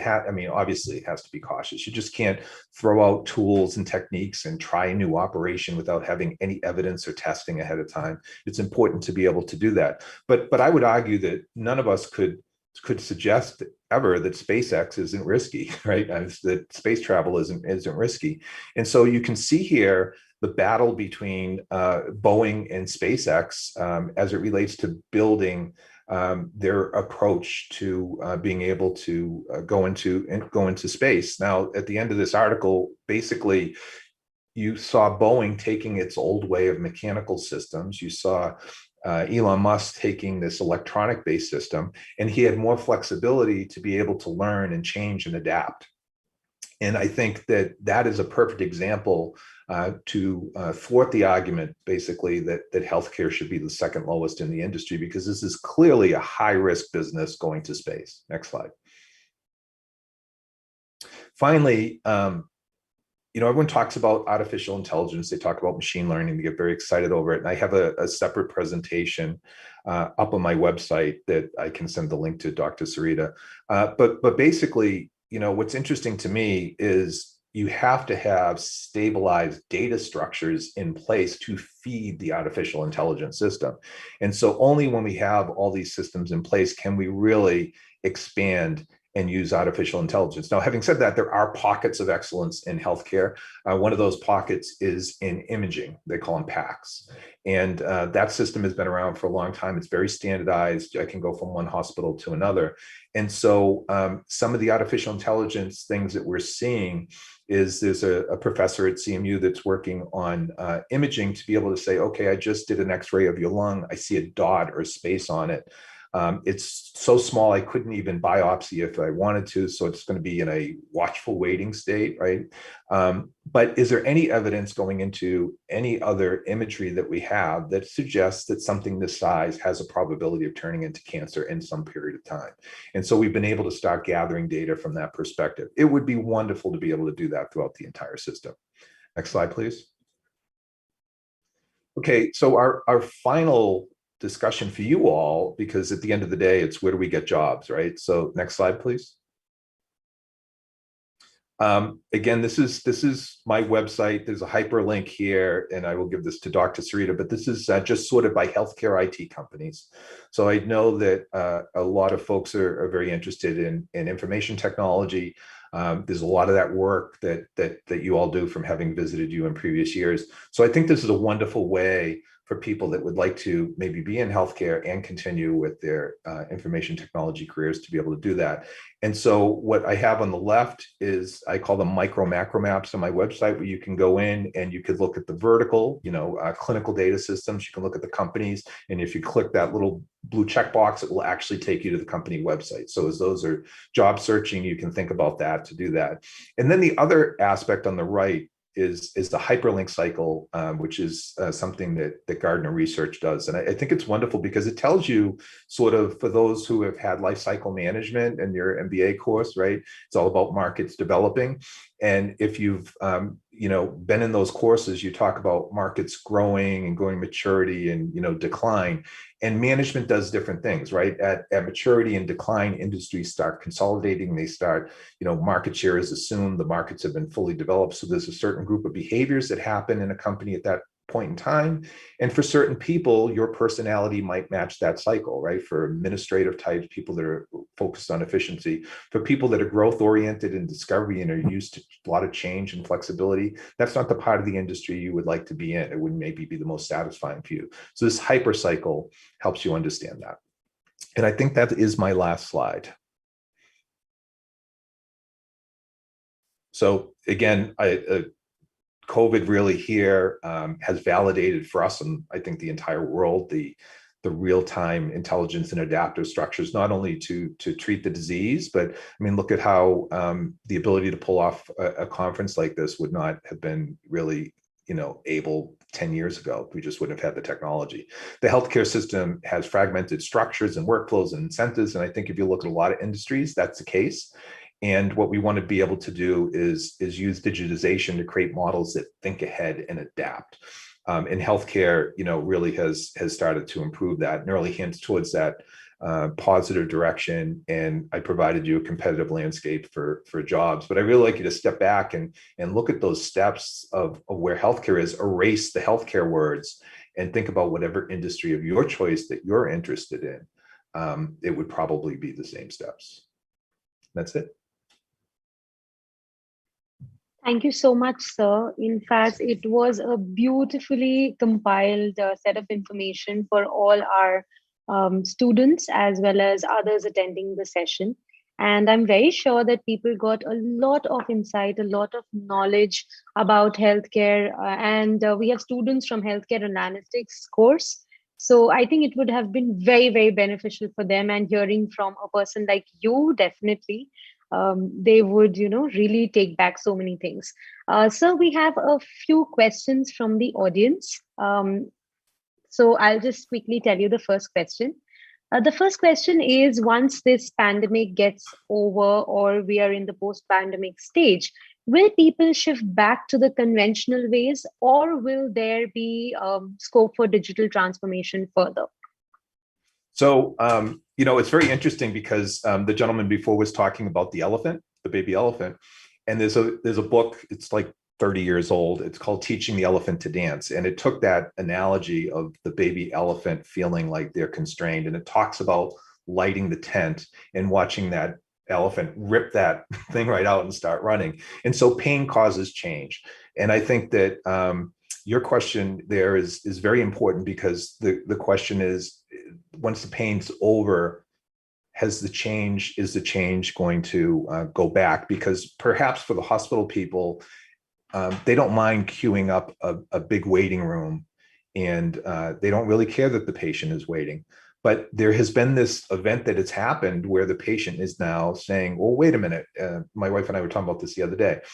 If I'm going for a follow-up visit and I ask my doctor, are we just having a chat? And they say yes. Why am I taking 40 minutes to drive into the city, pay for parking, wait in a lobby when you can call me at home on my computer or Zoom or whatever? And so I think that the hospitals themselves may have a tendency to go back to those norms. I think the patients aren't really going to tolerate it.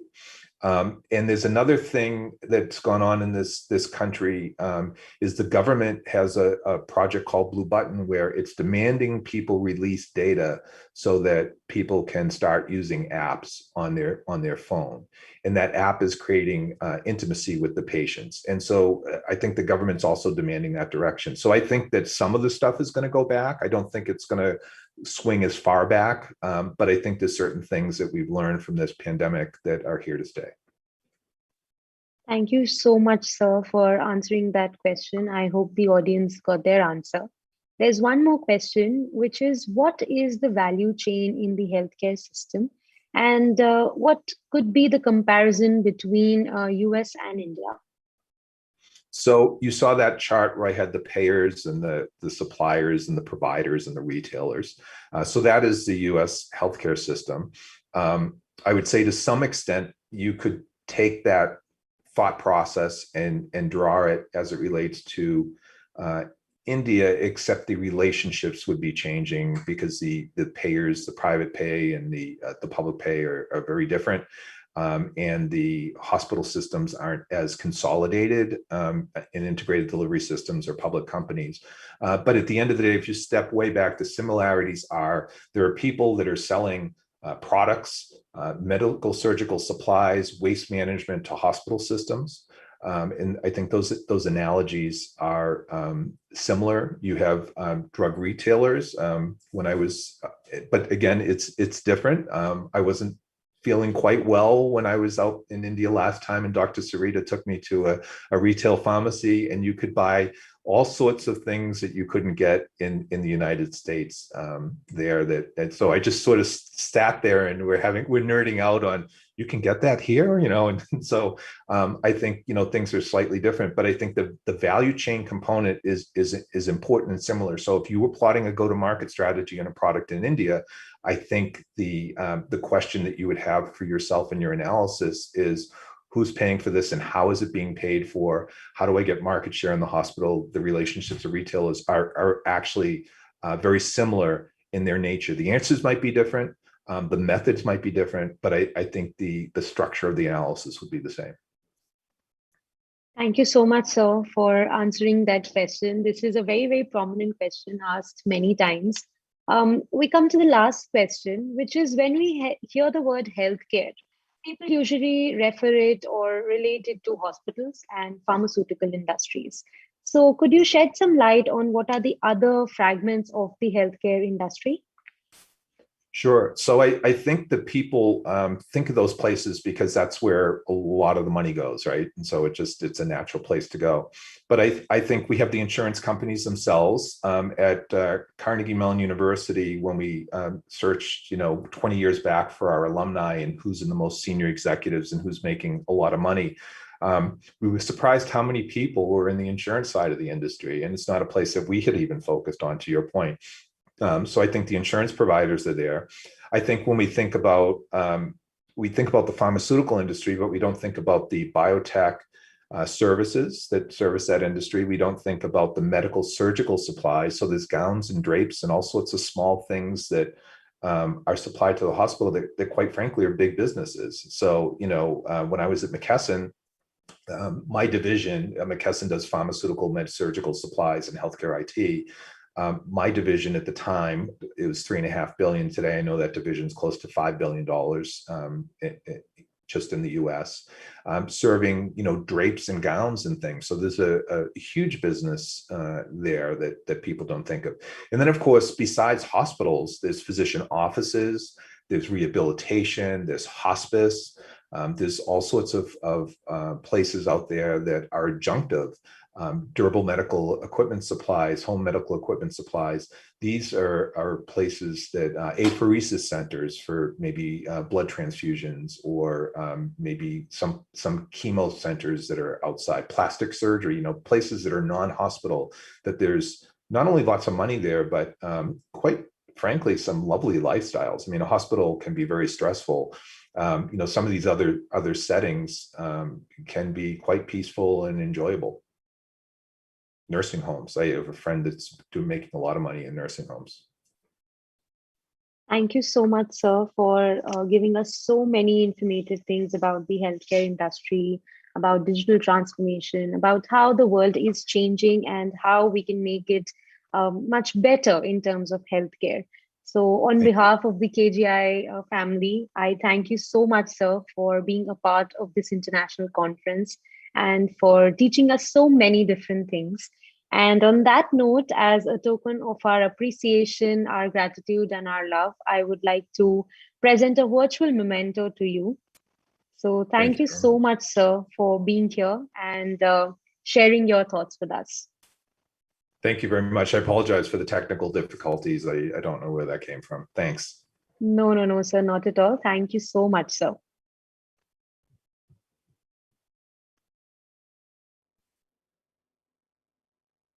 I'm sure each one of you would have had a great learning experience.